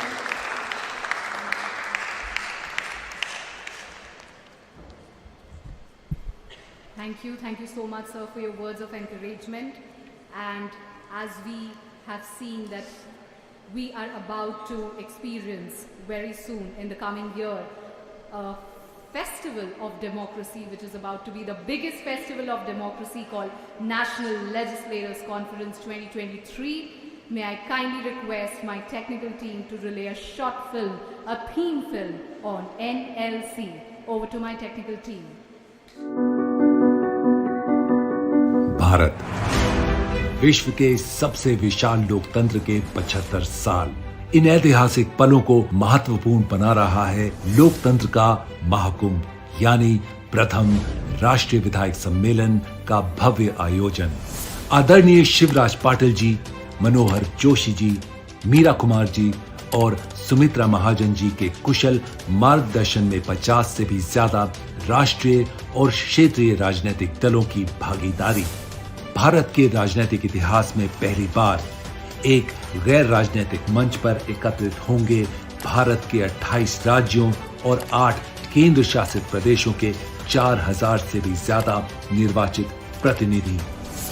इस 3 दिवसीय वैचारिक मंथन में होंगे 40 से ज्यादा समानांतर सत्र, जो तय करेंगे नए भारत की सुनहरी तस्वीर, जैसे कि विधायकों के प्रदर्शन में सुधार, सुशासन के लिए नए प्रयोग, सामाजिक समावेश पर आधारित भारत का आर्थिक विकास, कैसे बने सफल और संवेदनशील जनप्रतिनिधि, भारतीय लोकतंत्र को एक नई दिशा में ले जाने वाला भागीरथी प्रयास, यानी राष्ट्रीय विधायक सम्मेलन 2023।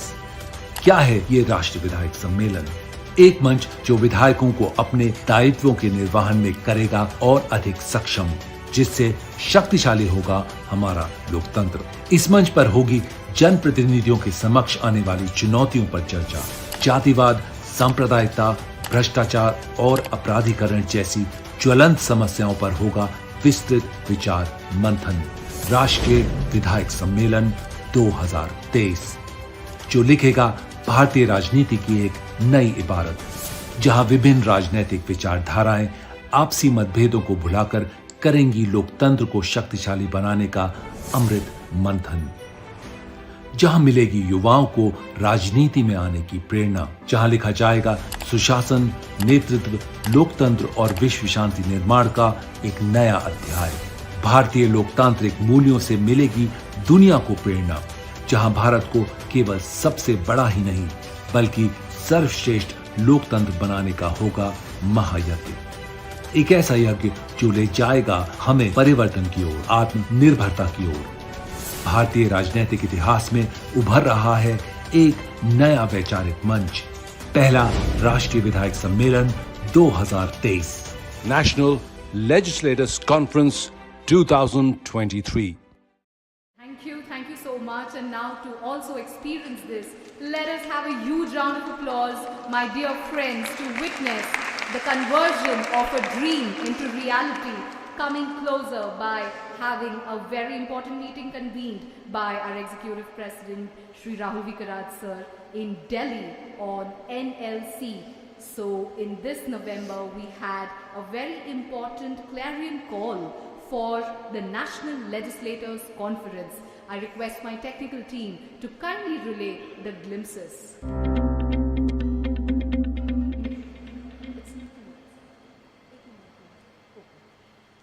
Maybe have the video a little later. Thank you, friends. Now, ladies and gentlemen, it's our honor and privilege to have amongst us a very distinguished speaker, Miss Dola Senji. May I kindly request my technical team to relay a short film on our special guest of honor, Miss Dola Senji. Over to my technical team. Miss Dola Sen is a member of the Rajya Sabha and a senior leader of the Trinamool Congress. A trade unionist, politician and social worker by profession, Miss Dola Sen is the state and all India president, Indian National Trinamool Trade Union Congress. She completed her BSc in mathematics from Kolkata University and has been associated with the All India Trinamool Congress since 2006. As a member of Parliament, Ms. Sen has been a member of the Committee on Labour, Textiles and Skill Development, the Committee on Empowerment of Women, Joint Committee on Office of Profit, the Ad hoc Committee in the Rajya Sabha to study the alarming issue of pornography on social media and its effect on children and society as a whole, and the House Committee.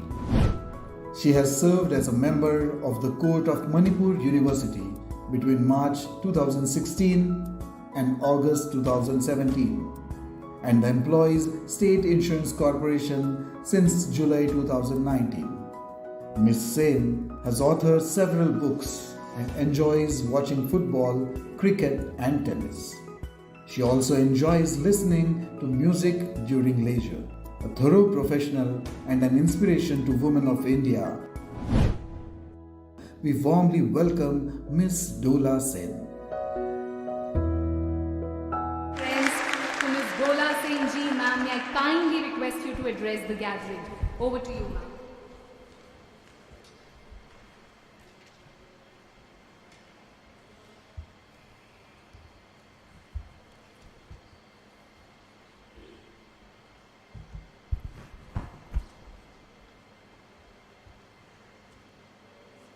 First of all, I want to thank the organizers, and all here on behalf of MIT Pune, who have invited me for this August occasion.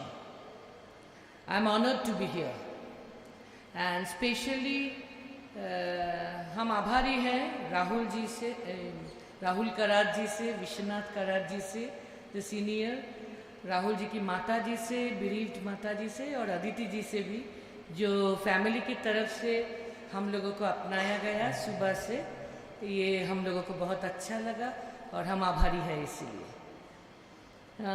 Just only for a reference Rahul ji, आपने private education के लिए metro के बारे में कोलकाता के बताया, वो 70s नहीं थे, 90s थे. ममता जी जब फर्स्ट टाइम रेल मिनिस्टर थे तब बनाया था, लेकिन एक ही है, वो प्राइवेट नहीं है. दिल्ली या मुंबई की तरह कोलकाता मेट्रो प्राइवेट नहीं है, वो अभी भी जब से बनाया हुआ तब से गवर्नमेंट है.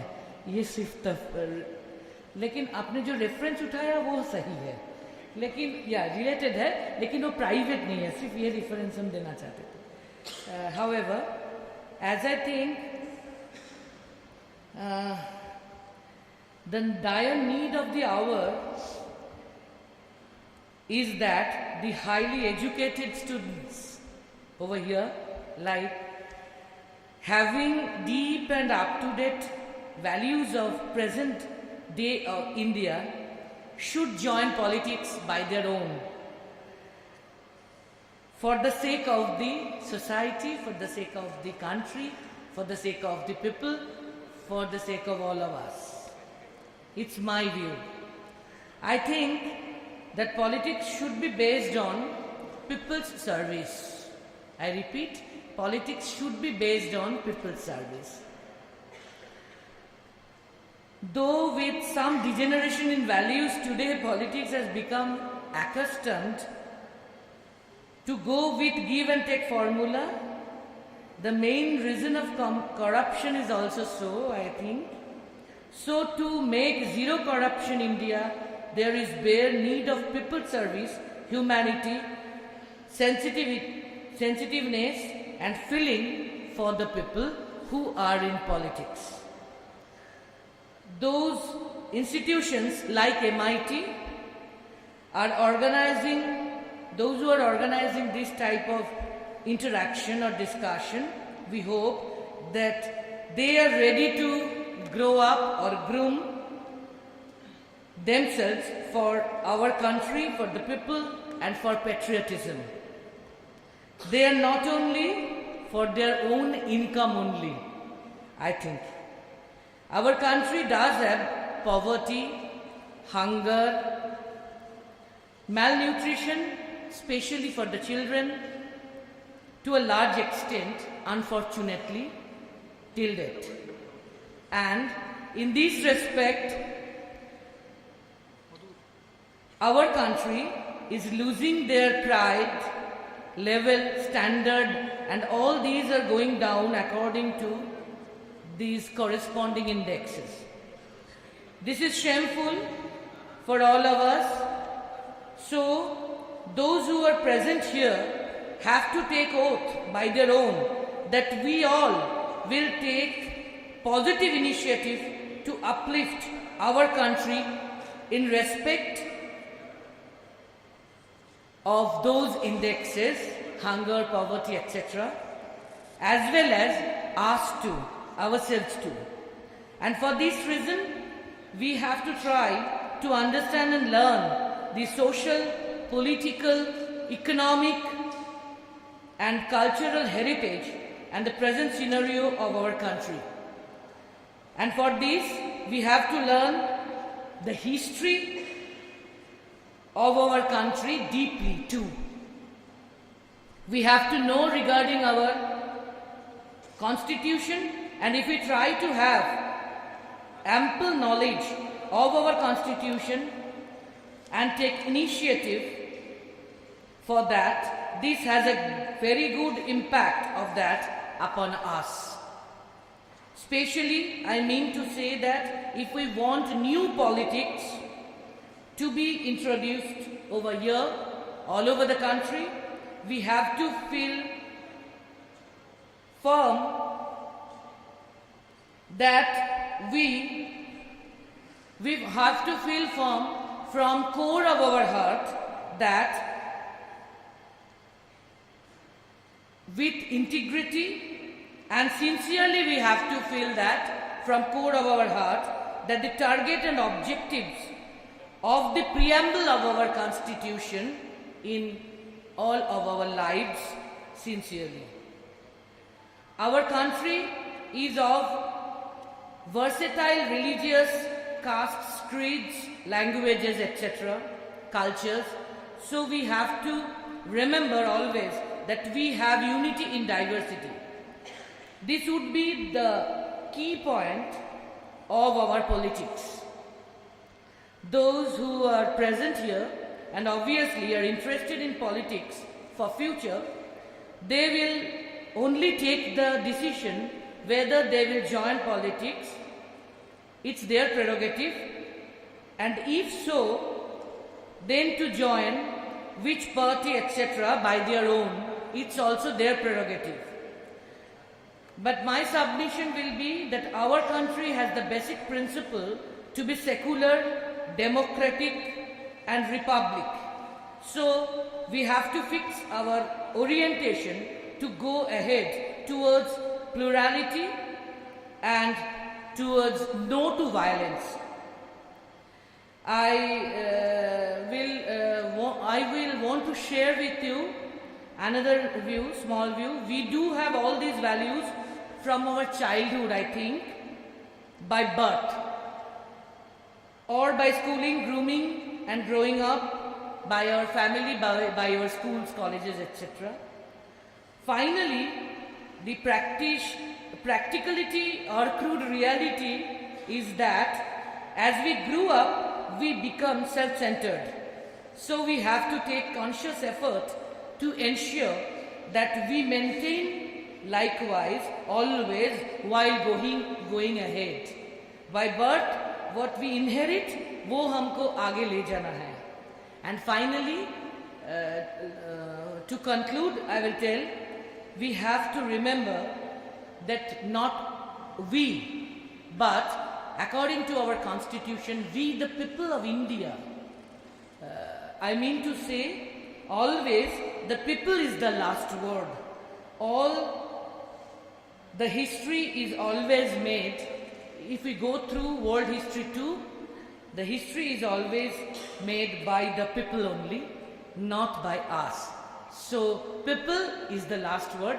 We have to remember and we have to have deep respect for the people.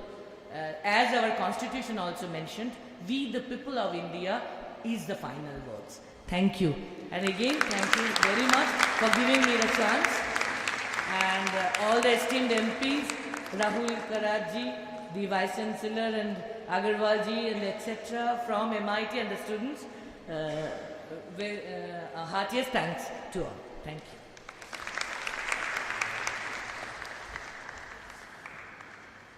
मैं थोड़ी देर पहले मैडम के बारे में एक बात बोलना भूल गया. Please sit down, please, all the respect. एक ही मिनट में छोटी सी स्टोरी, बिकॉज मॉर्निंग में वो आए थे, शायद सभी बच्चों को प्रेरणा मिलेगी. 94 में उनको $90,000 की स्कॉलरशिप यूएस जाने के लिए मिली थी. She was in mathematics and very meritorious student. And but because of so many situations there in Bengal, some other trade unions, and she joined the movement, and she said, no, I don't want to go to United States. And her mother that time supported her, but father was little in opposition. Madam, don't mind, I am just maybe personal तो क्या है इसमें, but भावना की बात है. और उनके पिताजी ने उनको बोला कि आपको अगर ये राजनीति या आगे जाना है, इतना क्वालिफाइड और इतना कॉम्पिटेंट आप है, इतनी बड़ी $90,000 की 94 की स्कॉलरशिप यानी आज कितने की है आप समझते हैं, तो वो आपको नहीं जाना है और आपको ये सब ये यूनियनबाजी और एक्टिविज्म और ये क्या है. तो बोले नहीं मुझे बाहर जाना है. तो बोले जाना है तो जाओ, फिर घर में नहीं रह सकते आप. तो पिताजी का प्यार तो था ही उनके ऊपर, बट उनको लगा कि बेटी ऐसा बोलने के बाद बोलेगी नहीं पिताजी जाती हूँ मैं यूनाइटेड स्टेट्स, ये राजनीति वगैरह छोड़ती हूँ, बट वो she was so determined that time at that particular age. She said goodbye, and for next 5 years she left out, and after 2 years, 3 years later, she again started talking to the father. तो but उनके जीवन का एक अपना एक बहुत सुंदर, तो you all must understand that life is a beautiful journey and we have to understand and have a solid conviction while building up our own career. Thank you so much. Thank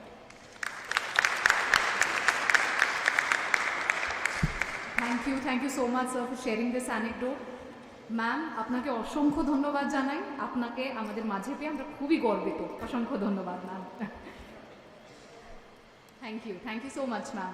Thank you so much dear friends, and it's now time to invite a very distinguished speaker and our special guest of honor, Engineer Shri Gulam Ali Khatana ji. But before we invite sir, may I request my technical team to kindly relay a short film on Shri Gulam Ali Khatana ji. Over to my technical team. Shri Gulam Ali Khatana is a seasoned politician, a party activist and a member of the Rajya Sabha.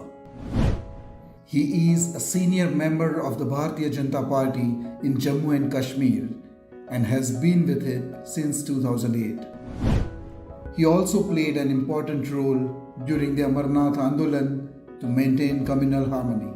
He has been a secretary in the central BJP's tribal and minority wings, besides serving twice as the secretary in BJP's Jammu and Kashmir unit. As a student leader, Shri Khatana was a prominent leader associated with the Jammu Joint Students Federation. He has worked as Jammu and Kashmir BJP Vice President in charge of Dola district. As a national convener of the RSS affiliated Muslim Rashtriya Manch in charge of North India, Shri Khatana led a campaign Hum Hindustani Jammu Kashmir Hindustan Ka across India. He organized a national level event in Kashmir following the abrogation of Article 370 and created awareness among Muslims in favor of the government's policies. Known as the champion of peace, progress and development to his constituents, Shri Khatana has emerged as the voice of Naya Jammu and Kashmir. We warmly welcome Shri Gulam Ali Khatana. My dear friends, sir, may we kindly request you to address the gathering.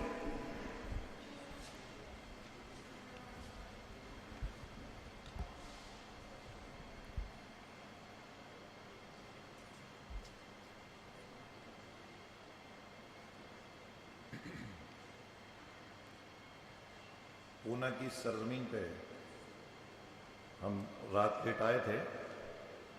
एक दो बार पहले भी मैं यहाँ आया हूँ.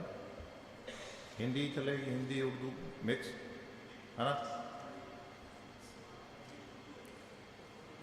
सभी यही हैं, वापस आ जाए. हम सब वापस आ जाए हाल में ना. कहीं बोर लग रहा है कुछ है ना. तो मैं ये कह रहा था कि हम सुबह reward professor doctor Vishwanath D कर जो फाउंडर हैं, पैटर्न हैं, मैं उनसे मॉर्निंग मिला तो उनके फेस पे जो ग्लो था उनका विजन एक्सप्रेस कर रहा था. हमारे बीच में मेंबर पार्लियामेंट श्री संजय सेठ जी, हमारी कुलीग राज्यसभा जो तृणमूल कांग्रेस से हैं, आपने अभी उनसे सुना, मिस डोला सेन जी, श्री राहुल वीकर ji, professor Chitnis, vice chancellor MIT world peace university, doctor ग्रीसन director MIT school, Parimal Sudhakar, ex chairman UPSC Agarwal ji, और यहाँ हाल में आए हुए हैं सभी डिग्नेटरीज. मैं जम्मू से कुछ और सोच के आया था, हैक्टिक था थोड़ा, लेकिन रात को आते आते, सुबह आते आते और ये सारा देख के मैं सोच रहा था कि मैं कहां से स्टार्ट करूं, और जो टॉपिक है आज का,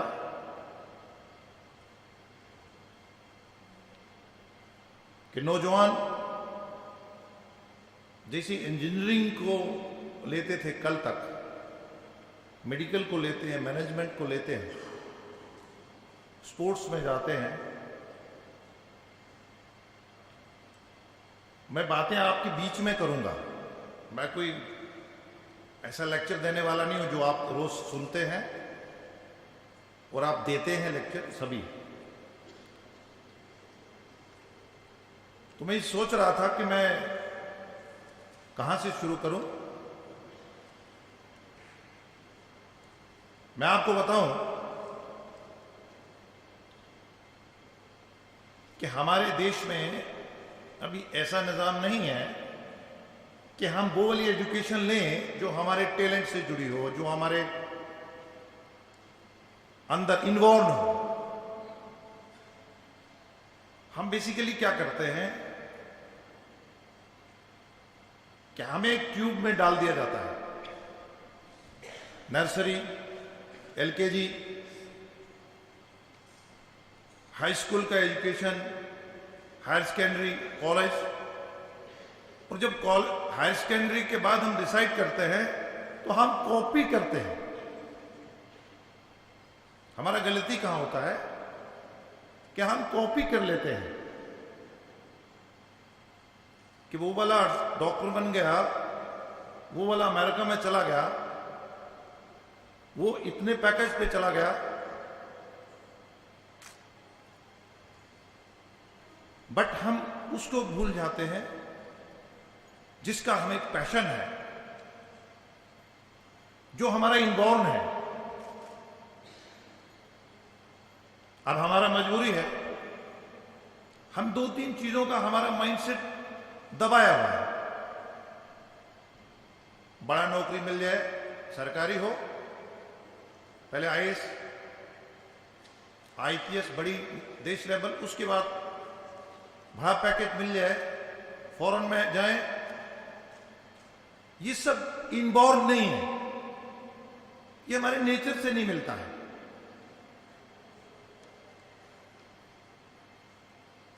वो कहते हैं if one cannot feel he cannot prescribe. Feeling कैसे बनेगी? फीलिंग दो चीजों से बनती है, inherited character multiplied by environmental factor. आपको जो मां बाप से इनहेरिटेड कैरेक्टर मिला और जो एनवायरमेंटल फैक्टर मिला, ये आपका और हमारा जजमेंट बनाता है। हम सबका आंख सेम है बट देखता अलग है। कभी हमने इस बारे में सोचा क्या कि हमारा आंख सेम है, हम सेम है बायोलॉजिकली, हम मतलब, तो लेकिन दिखता अलग क्यों है? तो कहने का मतलब one cannot see beyond his judgement. तो आंखें वही देखती हैं जिस ट्यूब में, जिस में आपको, जिस एनवायरनमेंट में आपको डाल दिया जाता है। मुझे माँ बाप से इस्लाम रिलीजन का मिला, मैं मराठी में पैदा हुआ, तो मेरे ब्रेन का जो स्पेस है मराठी का ज्यादा है।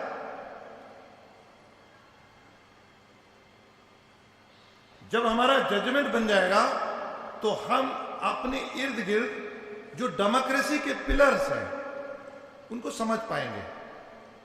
मैं आपको लेके उधर आना चाहता हूं कि डेमोक्रेसी के, जमहूरियत के, लोकतंत्र के जो पिलर हैं,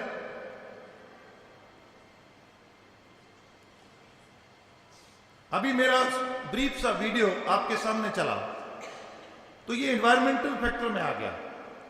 आपने इमीडिएट आप मुझे टैग कर रहे हैं, आप सोच रहे हैं कि कहीं ना कहीं,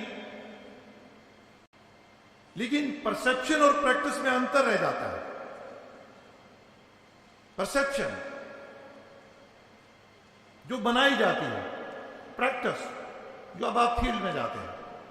आपने किताब में पॉलिटिकल साइंस पढ़ा, बट फील्ड में बड़ा डिफरेंट है।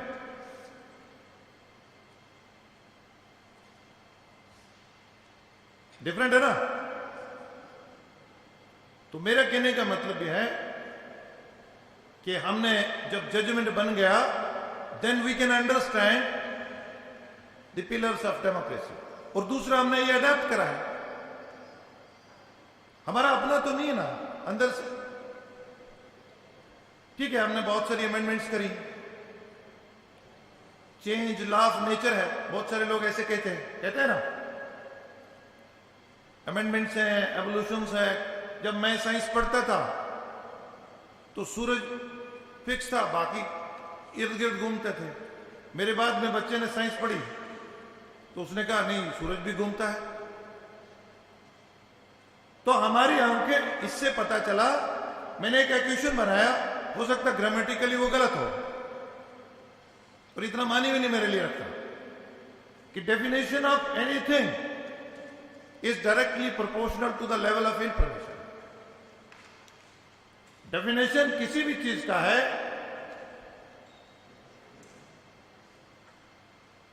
definition of anything is directly proportional to the level of information. जितना मैं आपके पास आया हूं, मेरा इंफॉर्मेशन आपके पास ये है जो वीडियो से देखा आपने, या जो आपने मुझे सुना। जब आप मुझे और सुनोगे तो आपके जजमेंट में चेंज आएगी। तो इसलिए किसी के लिए जजमेंट दे देना, इसमें भी हमें सोचना चाहिए। दोस्त से सुन लिया, फलां पॉलिटिकल पार्टी ऐसा है, फलां ऑर्गेनाइजेशन ऐसा है, जजमेंट पास कर दिया, इंक्वायर करिए।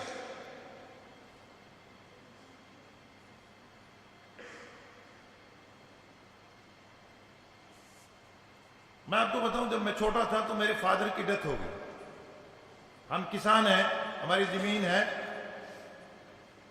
तो मैं एक दो जिंदगी के एक्सपीरियंस आपसे शेयर करूंगा। अगर किसी को अच्छा ना लगे तो वो ऐसे कर सकता है, नींद आ जाए, कई बार होता है ना लेक्चर भारी है, तो क्या हो गया कि मैं वर्ड ही गलत है। हम बहुत सारी पॉलिटिकल पार्टीज देश में अभी मैं है, मैं हूं, मैं से हम में आना है। छोटी छोटी बातें मैं आपसे शेयर करना चाह रहा हूं।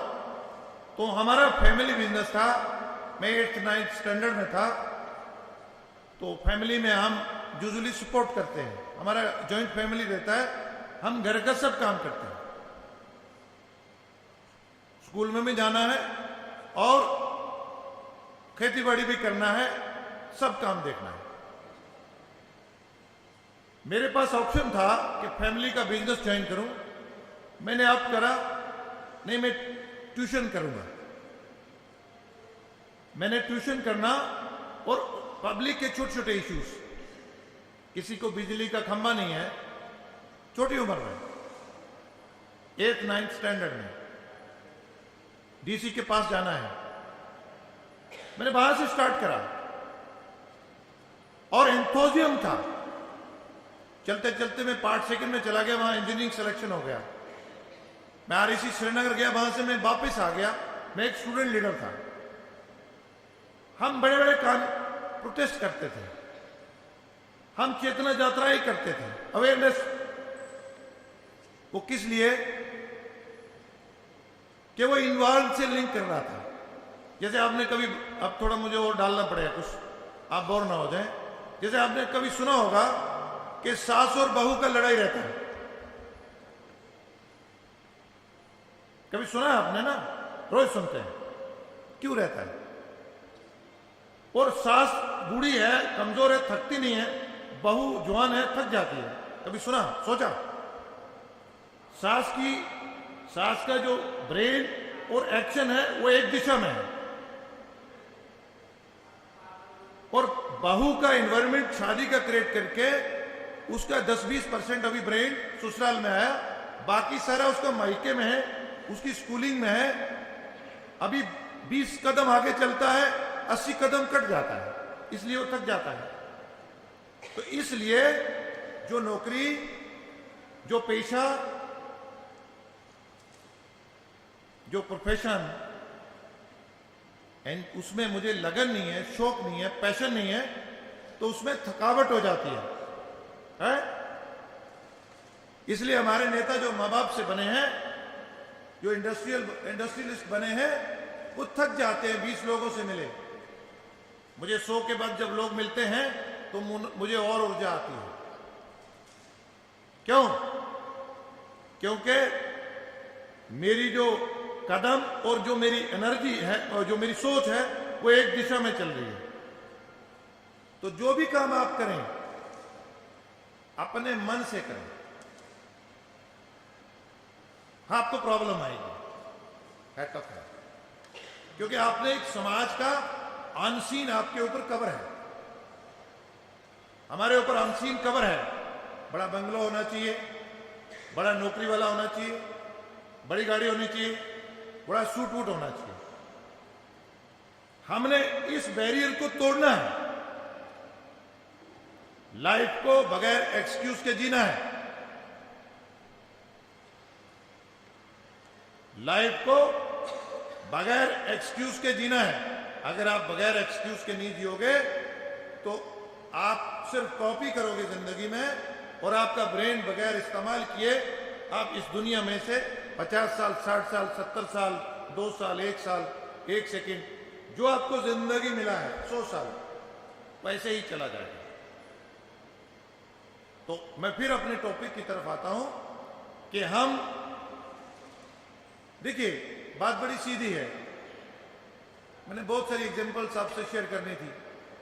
तो हम जैसे आदमी ने इंजीनियरिंग ग्रेजुएशन के बाद, स्टूडेंट लीडरशिप के बाद, एक रीजनल पार्टी में 9 साल के बाद, 14 साल इस पार्टी के बाद कोई चीज डिमांड नहीं करा कभी असेंबली का, कुछ नहीं डिमांड। मेरे लाए हुए कैबिनेट मिनिस्टर बन गए, मेरे लाए हुए एलजी बन गए, मेरे लाए हुए बीडीसी चेयरमैन बन गए, डीडीसी, 3 टायर डेमोक्रेसी में बड़े बड़े लीडर बन गए, बट मैंने कभी डिमांड नहीं करा। ये भी एक ट्रैक है। कहते ना, पॉलिटिक्स में जाने के लिए ना 2 चीजें बड़ी जरूरी हैं, एक पैसा और एक साइकोफेंसी, चापलूसी। वहां फिर फार्मूला लगेगा, one cannot see beyond his judgement. बिल्कुल गलत बात है। मेरे साथ अरबपति, करोड़पति थे, मैं 12 लोगों में नॉमिनेटेड हूं।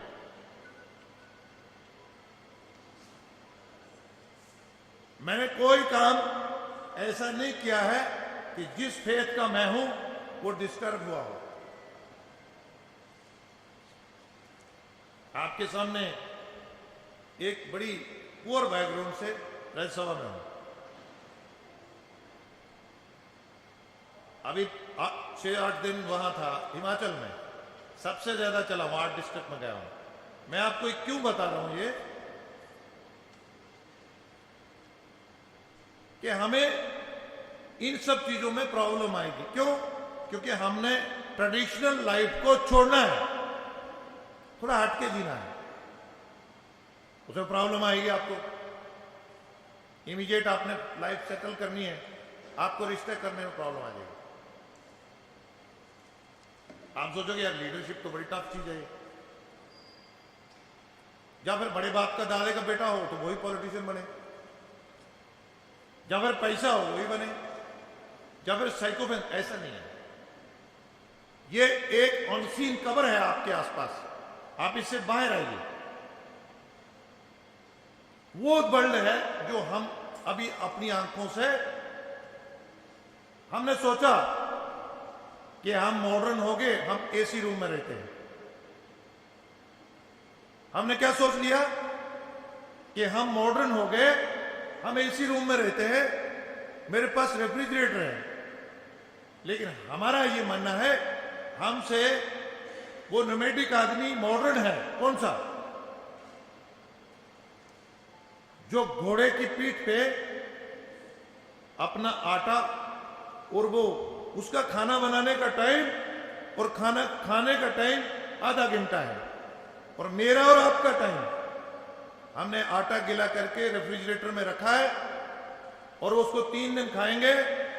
और जिस बंद कमरे में, जिसको हम मॉडर्न समझते हैं, ऑक्सीजन लेस रूम, वो 30% ऑक्सीजन में रहता है। वो नेचुरल वो प्रॉब्लम से फाइट करते चलता है, हम कॉपी करते चलते हैं। हमने कॉपी से, देखो एजुकेशन और ग्रेजुएशन में भी फर्क है। एजुकेशन अलग चीज है, ग्रेजुएशन अलग चीज है। ग्रेजुएशन दिखाने के लिए है, वो आपके पास सर्टिफिकेट है, लेकिन ग्रेजुएट को प्रॉब्लम आएगी, एजुकेटेड को प्रॉब्लम नहीं है। मैं छोटी छोटी बातें 2-3 और शेयर करूंगा। हमारे यहां एक प्रीमियर ऑर्गेनाइजेशन है IPS। हमारी एक छोटी बहन कहीं ड्यूटी कर रही थी, मेरे पास किसी ने ट्यूटर करा कि नेशनल हाईवे पे जो पशु चल रहे हैं ये हिंड्रेंस क्रिएट कर रहे हैं। क्या क्रिएट कर रहे हैं? लेकिन वो करोड़पति भी जीता है उसने, हमारी छोटी बहन ने।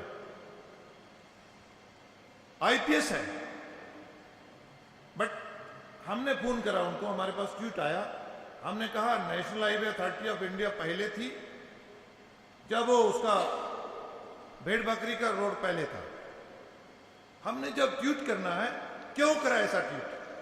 क्योंकि if one cannot feel he cannot prescribe. मतलब जो हमने वो हिस्ट्री पढ़ा, एक ही सब्जेक्ट होता है ना आपका कॉम्पिटिटिव एग्जाम में, फिर जनरल स्टडी पढ़ा, फिर इंटरव्यू हुआ, फिर ट्रेनिंग हुआ, फिर मैं फील्ड में चला गया। तो मेरी समाज में वो है ना, मैं बड़ा आदमी हूं। आपके सामने देश के प्रधानमंत्री ने प्लानिंग कमीशन से नीति आयोग क्यों करा? क्यों? क्योंकि देश की वेलफेयर के लिए वो प्लानिंग बनाता है, योजनाएं बनाता है। बट एसी में जो लोग बैठते हैं वो कैसे एक उस लास्ट आदमी के लिए फील करेंगे, कैसे उसके लिए योजना बनाएंगे? मैं कहीं कुछ बता पा रहा हूं आपको क्या? तो मेरा कहने का मतलब कि जमहूरियत को हमने बेशक अडॉप्ट करा है, इसमें हमने आना है। आना क्यों है? क्योंकि देश के विजन को आगे बढ़ाना है। आप डॉक्टरेट करेंगे पॉलिटिकल साइंस में, आपको उसकी गाइडेंस मिलेगी, आपको वहां से लैंग्वेज मिल जाएगी, क्योंकि वो रिक्वायर्ड है। कहते हैं ना, वो इंजीनियर से लाइनमैन जो है वो ज्यादा काम जानता है। इंजीनियर से लाइनमैन ज्यादा काम क्यों जानता है? क्योंकि वो प्रैक्टिकल है। तो इंजीनियर जो है उसको लिखने में, लिखत में करता है। तो इंजीनियर भी इंपॉर्टेंट है क्योंकि उसको कम्युनिकेट करना है। तो मैं ही आपके बीच में इसलिए कह रहा था, बहुत सारी चीजें मैंने आपसे डिस्कस करनी थी, छोटे छोटे एक्सपीरियंस आपसे शेयर कर रहा था कि आप पॉलिटिक्स में आइए, विजन रखिए। ये भी एक बहुत अच्छा प्रोफेशन है, लेकिन इसके लिए आपको स्टार्टअप स्टैंड अप का हिस्सा लेना है। मैंने क्या करा, एक नौजवान मेरे साथ चलता था, सहयोगी मेरा। अब हमारा भाव भी गलत है, हम किसी को भी बोलते हैं आपने मेरी बात समझी, हमने बात को ऐसे नहीं रखना है, हमने बोलना है अंदर से नेगेटिव एनर्जी आ जाएगी। बोला आपने मेरी बात सुनी। तो एक नौजवान मेरे साथ चलता था, तो वो 8th पास है, मुझे कहने लगा मैंने लीडर बनना है। अब मेरे साथ एक वकील था और एक कैबिनेट मिनिस्टर था, कहते 5 करोड़ रुपए चाहिए एमएलए का इलेक्शन लड़ने के लिए। कितने करोड़ रुपया? 5 करोड़ रुपया। मैंने कहा गलत बात कही आपने, मैं 500 रुपए से लीडर बनाऊंगा इसको। कितने रुपए से? 500 रुपए से। मैंने उसको एक पार्क में बैठाया, मैंने कहा कल से आप एक संस्था बनाओ, उसके आप प्रेसिडेंट बन गए। उसका नाम रखा साफ सुथरा मूवमेंट। अब वो प्रेसिडेंट बन गया, उसके पास एक बेस कोट था, एक चद्दर थी, वो छोटे छोटे इश्यूज को लेकर चलना शुरू हो गया। आज मैंने देखा एक दिन वो डीजी को फोन करता है, एक दिन वो चीफ सेक्रेटरी को फोन करता है। बोला डीजी चीफ सेक्रेटरी या आईएएस अफसर क्यों फेल होते हैं? क्योंकि वो पब्लिक को अकाउंटेबल नहीं है। आप लोग लीडर बनेंगे तो आप डायरेक्ट पब्लिक को अकाउंटेबल हैं, आप डायरेक्ट पब्लिक से हैं। जमहूरियत में अगर आप लोकतंत्र में अगर आप पॉलिटिक्स में नहीं आओगे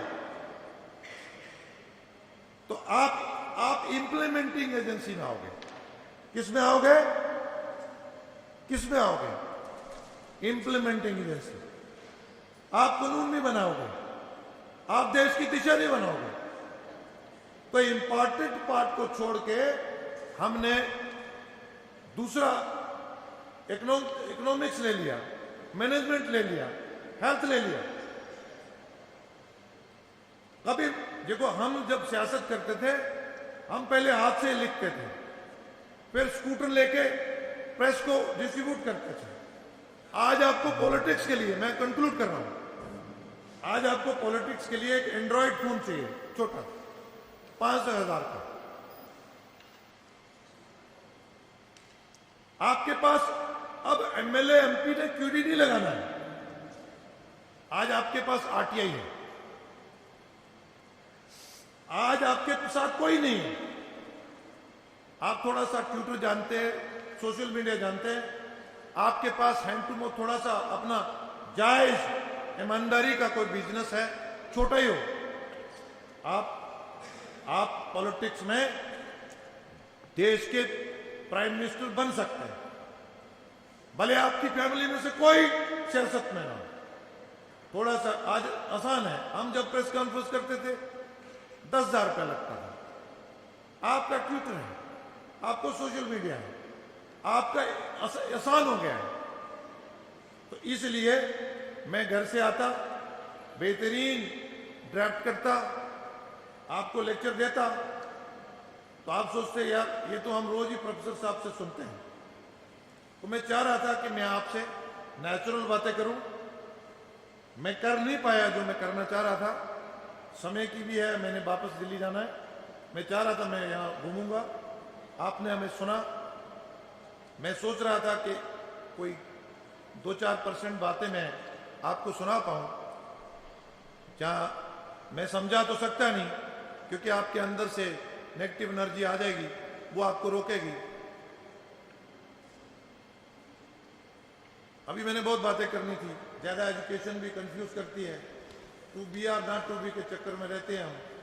हमने अरब में देखे एक शेफर्ड 40 साल सद्दाम हुसैन हो रहा, क्यों? क्योंकि वो डिसीजन जल्दी लेता है। एजुकेशन का चक्कर रहता है, करूं या ना करूं, खाऊं या ना खाऊं, पॉलिटिक्स ज्वाइन करूं या नहीं करूं, है आईएएस बनूं या क्या करूं, है किस फील्ड में जाऊं या ना जाऊं। तो ये जब 100 वोल्ट एनर्जी होती है, वो जाऊं और ना जाऊं वो खुद ही काट देते हैं हम, तो हम 0 लेवल पे आ जाते हैं। मैंने छोटे छोटे अपने एक्सपीरियंस शेयर करने थे आपसे, कभी मौका मिला ज़रूर करूँगा। आज तो वैसे ही सोच रहा था, देख रहा था कि आप कहाँ से सुनना चाहते हैं, वो मुझे अभी जजमेंट नहीं हुई थी। मैंने ऐसे ही आपके बीच में आया, जिसको बोलते हैं कि बिना तैयारी के मैंने, और आपने भी नेचुरल बनना है। ये एजुकेशन का कवर तोड़ना है। ये जो हमें, ये सिर्फ गाइडेंस है, ये सिर्फ पॉलिश है, ये सिर्फ दिशा है। और कहीं ना कहीं मैं भी बायस हो जाता हूँ जब मैं भी किताब लिखूंगा, मेरा कल्चर बीच में आ जाएगा। शुक्रिया, जय Hind.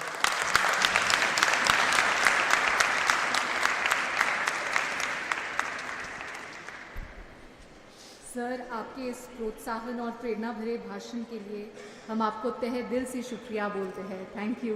Please give a huge round of applause my dear friends. Ladies and gentlemen, we are honored and privileged to have amongst us a special guest of honor, Shri Sanjay Seth ji, Honorable Member of Parliament Lok Sabha from BJP Ranchi, Jharkhand. Before we invite him, may I kindly request my technical team to relay a short film on our special guest of honor, Shri Sanjay Seth ji. Shri Sanjay Seth is a senior Bharatiya Janata Party leader and a Lok Sabha Member of Parliament from Ranchi, Jharkhand.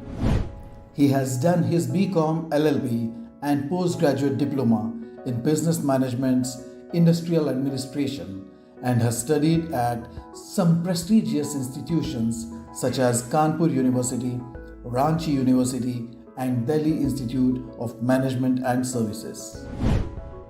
Between 1999 and 2000, Shri Sanjay Seth served as the President of the Federation of Jharkhand Chamber of Commerce and Industries. Between 1999 and 2005, he served as the member of the local board of the State Bank of India for 2 terms. Between 2016 and 2019, he also served as the chairman of Jharkhand State Khadi and Village Industries Board. Following his election to the 17th Lok Sabha in 2019, Shri Sanjay Seth has served as a member of the Committee on Welfare of Other Backward Classes, the Committee on Subordinate Legislation, and the Standing Committee on Communications and Information Technology. Shri Sanjay Seth has actively organized several socio-cultural and political events, seminars, and discussions on economic issues in Jharkhand. He enjoys listening to light music, visiting places of interest, and watching movies. A leader so dearly to his constituents. We warmly welcome Shri Sanjay Seth. Round of applause for Sir. May I kindly request you to address the gathering?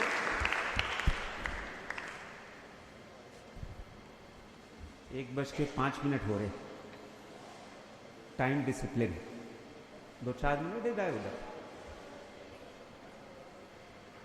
बोलिए भारत माता की। आधे लोग तो मेरे ख्याल से नींद में होंगे। बोले भारत माता की। ऐसे नहीं, भारत माता का नारा जोर से लगवाया। बोले भारत माता की। वंदे वंदे। आप सबको झारखंडी जोहार। जोहार मतलब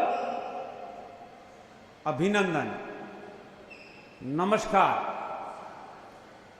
और आज इस MIT यूनिवर्सिटी में एक बहुत ज्वलंत विषय,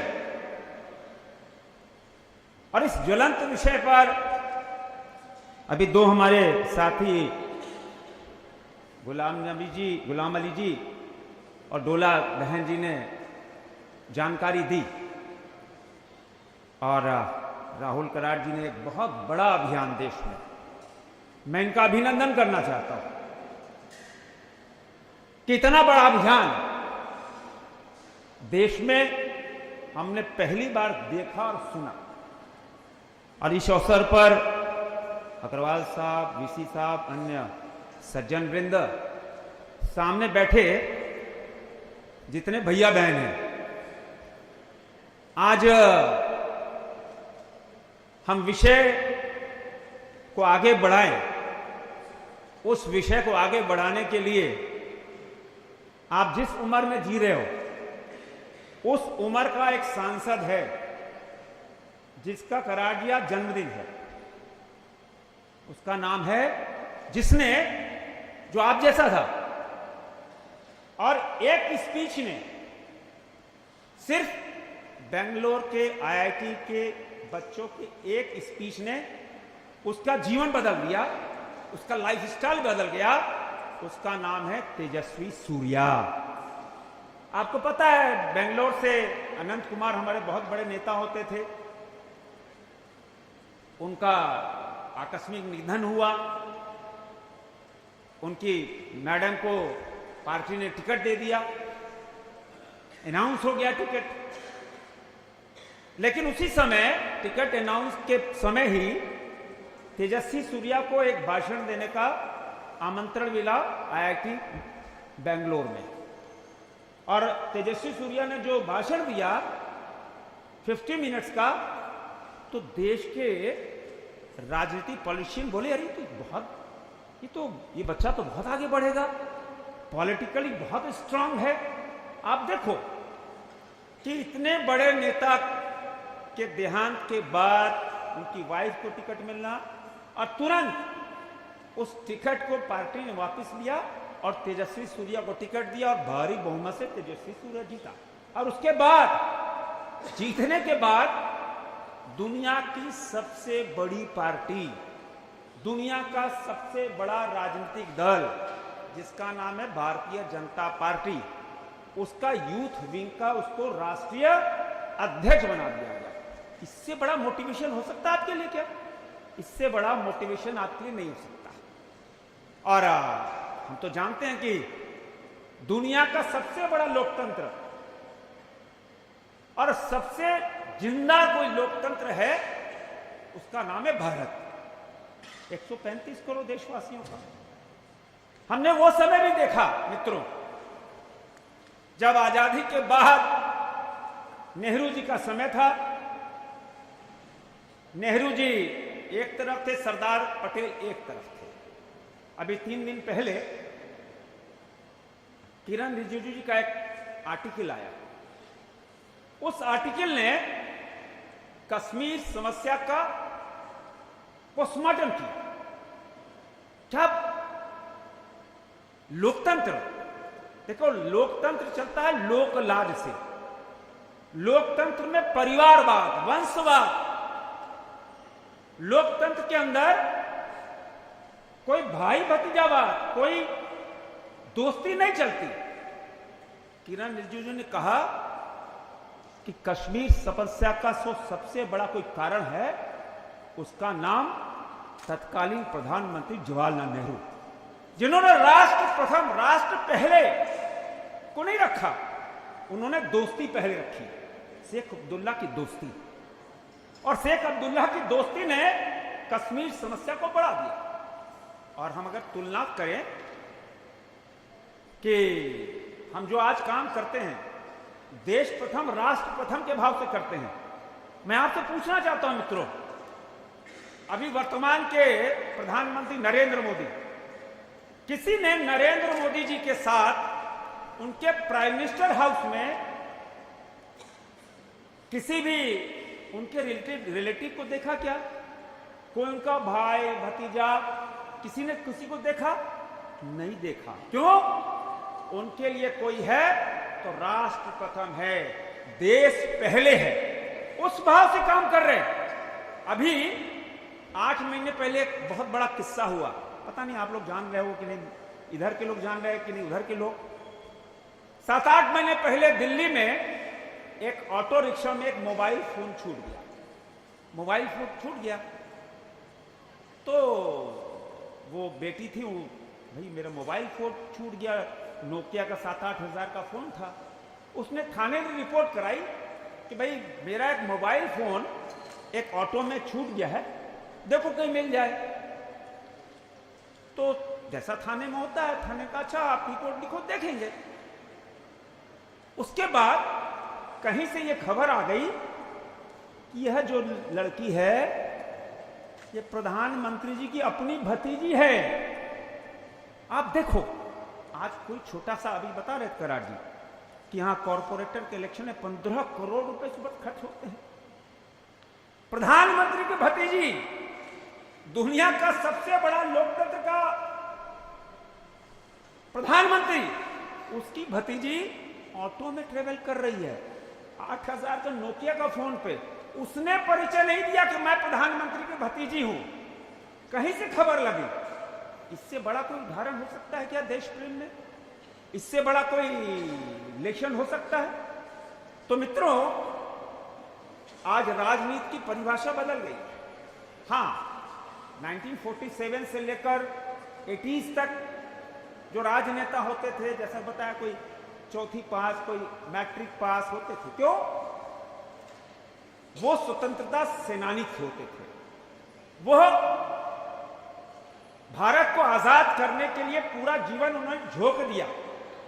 उन्होंने नहीं देखा एकेडमिक क्वालिफिकेशन, उन्होंने देखा नहीं मेरा क्या फ्यूचर होगा, उन्होंने नहीं देखा हमारा परिवार कैसे पलेगा, नहीं देखा।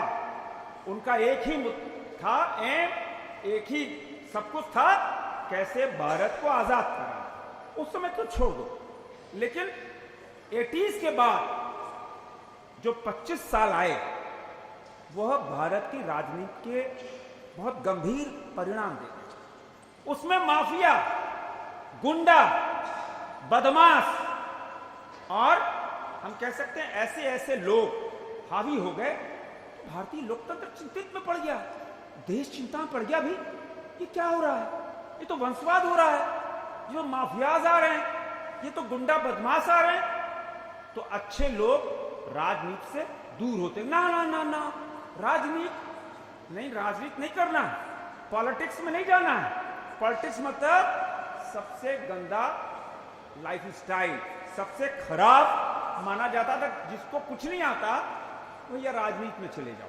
और हुआ वही कि इस 25 सालों के अंदर परिवारवाद बहुत बढ़ा, वंशवाद बहुत बढ़ा, भ्रष्टाचार बहुत बढ़ा, माफिया राज बहुत बढ़ा।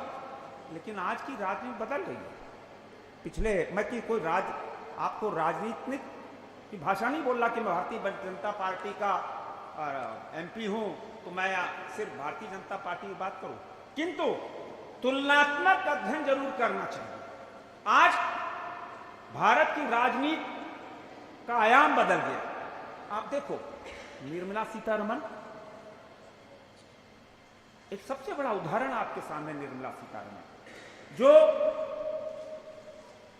रक्षा मंत्री रही, जो अभी वित्त मंत्री है, कोरोना के काल के बाद पिछले 1.5 साल पहले अप्रैल महीने से लेकर आज तक GST कलेक्शन कितना होता था? जो इकोनॉमिक किंगपिन है भारत का, अभी पूरी दुनिया में मंदी आई हुई है, पूरी दुनिया तबाह हो रही है महंगाई से। भारत में इकोनॉमिक क्राइसिस नहीं है। क्यों? हमारा GST कलेक्शन कोरोना काल में करार जी 1.25 लाख करोड़, 1,30,000 करोड़, 1,35,000 करोड़।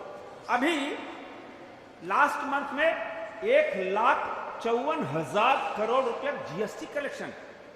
कोरोना के बाद भी हमारा देश इकोनॉमिकली कहीं बीच मझधार में नहीं फंसा। क्यों? निर्मला सीतारमण जी का एक ही टारगेट कि कैसे इस देश की इकोनॉमिक हालत सुधारा जाए। और वो हालात आप सबको पता है, दुनिया की सबसे बड़ी 5वीं आर्थिक शक्ति कौन बना? आपका भारत बना। ये अब तो अंग्रेजी मीडिया और विदेश की मीडिया और बड़े बड़े संस्थान बोल रहे हैं कि अब तो भारत का समय आ रहा है। 2026 तक भारत का GDP, भारत का ग्रोथ रेट कहां चला जाएगा, वो तो चाइना से भी आगे बढ़ा रहे हैं, चाइना से भी आगे देख रहे हैं। यह है निर्मला सीतारमण जी का विजन। आप देखो, हमारे पास स्मृति ईरानी बहुत बड़ा उदाहरण है। कैसे स्मृति ईरानी को आप बोलते देखो, एक वॉच करो, हमारी स्पोक्स पर्सन रही, बड़े बड़े मंत्रालय, उनके एक एक शब्द आप उसको वॉच करो, क्योंकि आप एक ऐसी फील्ड में जाना चाह रहे हो। आप किसी भी आइडियोलॉजी में जाओ, चाहे बीजेपी में जाओ, TMC में जाओ, कांग्रेस में जाओ, CPI में जाओ, कहीं जाओ, किंतु जिस भी आइडियोलॉजी में जाओ, आपकी भाषा नियंत्रित होनी चाहिए। आपका जो विजन है वो क्लियर होना चाहिए। राष्ट्र के प्रति समर्पण का भाव, राष्ट्र प्रथम के भाव से हमको काम करना, ऐसा भाव होना चाहिए। और हमारे यहाँ तो अभी आपके यहाँ एक बहुत युवा नेता उभर रहा है, डॉक्टर शिंदे, क्या नाम है, जो अभी के मुख्यमंत्री, उनका बेटा श्री का शिंदे। अब देखो, आपके सामने महाराष्ट्र के अंदर एक यूथ लीडर बहुत कम उम्र में कैसे आगे बढ़ रहा है। तो यह हम ये कह सकते हैं कि आप जिस फील्ड में जाना चाह रहे हो, आप अपना आइकॉन बनाओ। कोई भी हो सकता है आइकॉन, उसके लिए कोई आपको कोई रोड़ा नहीं है। किंतु राजनीति में अगर अच्छे लोग नहीं आएंगे, सपोज इट इस पोडियम में धूल बैठी है, आप डस्टर नहीं चलाओगे तो धूल बैठेगी, डस्टर चलाओगे तो साफ रहेगा। राजनीति के अंदर, पॉलिटिक्स में अगर अच्छे लोग नहीं आएंगे तो कौन बैठेगा? माफियाज बैठेंगे, गुंडा बदमाश भ्रष्टाचारी लोग बैठेंगे। इसलिए अब प्रधानमंत्री नरेंद्र मोदी जी के इस 10 साल में राजनीति की परिभाषा ही बदल गई। करार दी, पहले राजनीति की परिभाषा क्या होती थी? धरना, प्रदर्शन, लाठी। अब वो सब खत्म हो गया। अब राजनीति की परिभाषा ये हो गई है कि आपको सामाजिक कार्य करना होगा, आपको समाज में आगे बढ़ के काम करना होगा, तब समाज में आपकी पहचान बनेगी। और आज हमने कहा कि समय का अनुशासन हम जिस आइडियोलॉजी से आते हैं, उस आइडियोलॉजी में हर चीज का अनुशासन होता है। तो हमारे सामने भी टाइम डिसिप्लिन था। मैंने 15 मिनट कहा था, 15 मिनट ही हमने बोला। आगे कभी मौका मिलेगा, क्योंकि इस पे तो आप घंटों बोल सकते हैं। आपकी भी सुनने की क्षमता, आप पिछले 2-2.5 घंटे से बैठे हो, सुनने की क्षमता भी जवाब दे देती है। कभी फिर मौका मिलेगा तो आपके साथ निश्चित रूप से रूबरू होंगे। और 2023 में जो विधायक सम्मेलन कर रहे हैं, ये अपने में मेरे ख्याल से दुनिया का अनूठा और सबसे पहला ये कार्यक्रम होगा। मेरी ढेर सारी शुभकामनाएं, बहुत बहुत धन्यवाद। जय भारत, जय भारत।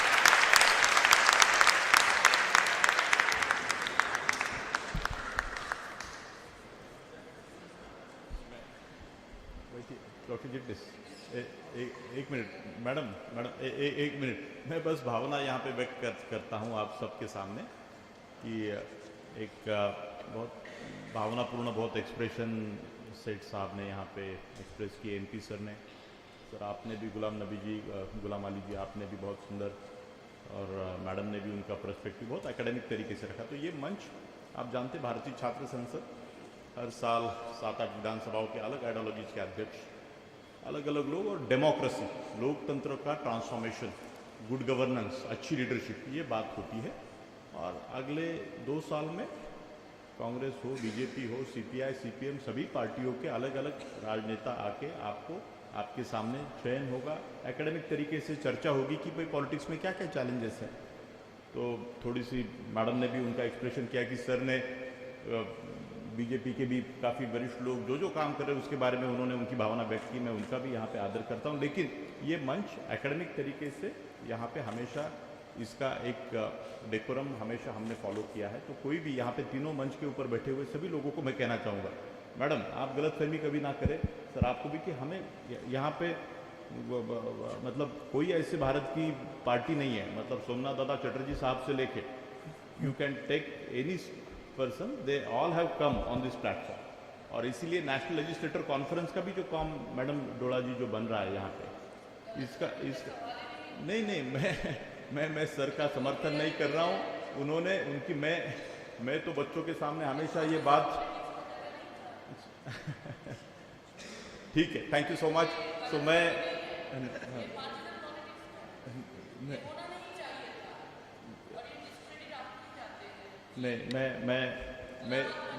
मेरी टीम से ये ओरिएंटेशन शायद सर को,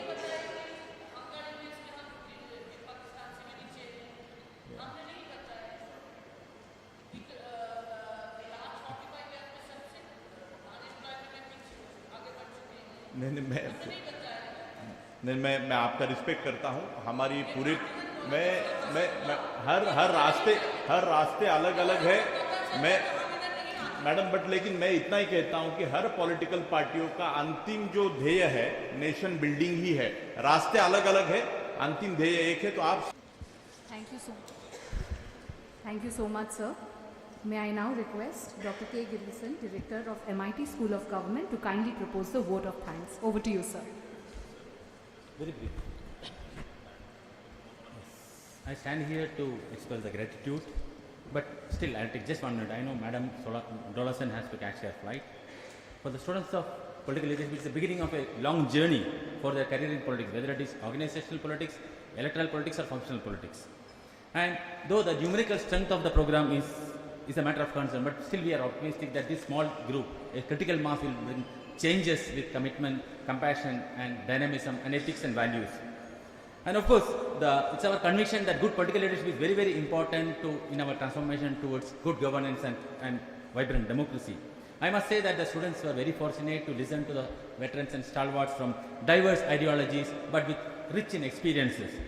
And you could learn a lot, not beyond their professional journey. I think a lot of things they have shared from their personal experiences also. The words of wisdom, the comments and the suggestions. I'm sure, though, it reminds me of a metaphor that the rivers start at different places and it travels through different terrains, but it all leads towards one ocean. I think that's what the political parties are aiming towards, contributing towards the growth and development and contributing towards the nation building.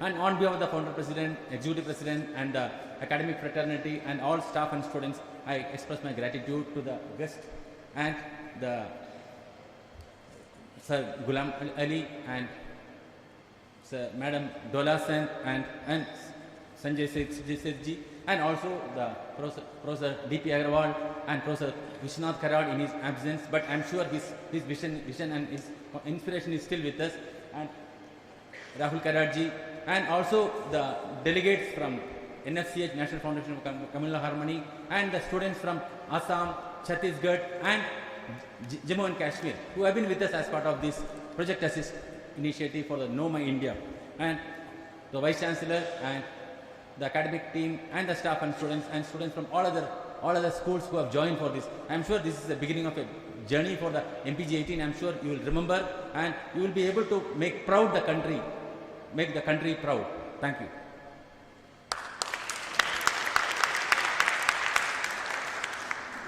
Thank you so much, sir.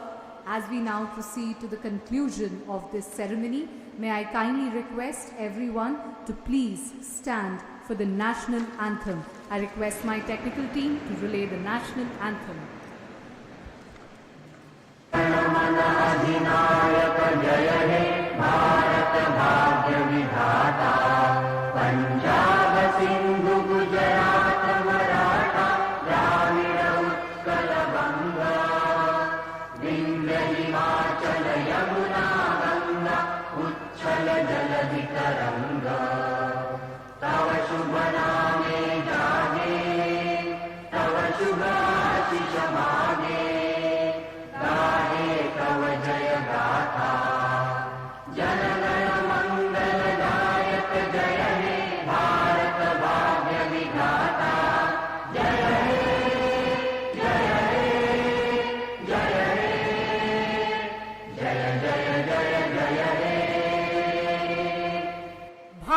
माता की, भारत माता की, भारत माता की. Thank you so much. May we request the guests to kindly come and pose for the group photograph so that we can capture this special moment and save it in our memories forever. I request the students and my dear friends to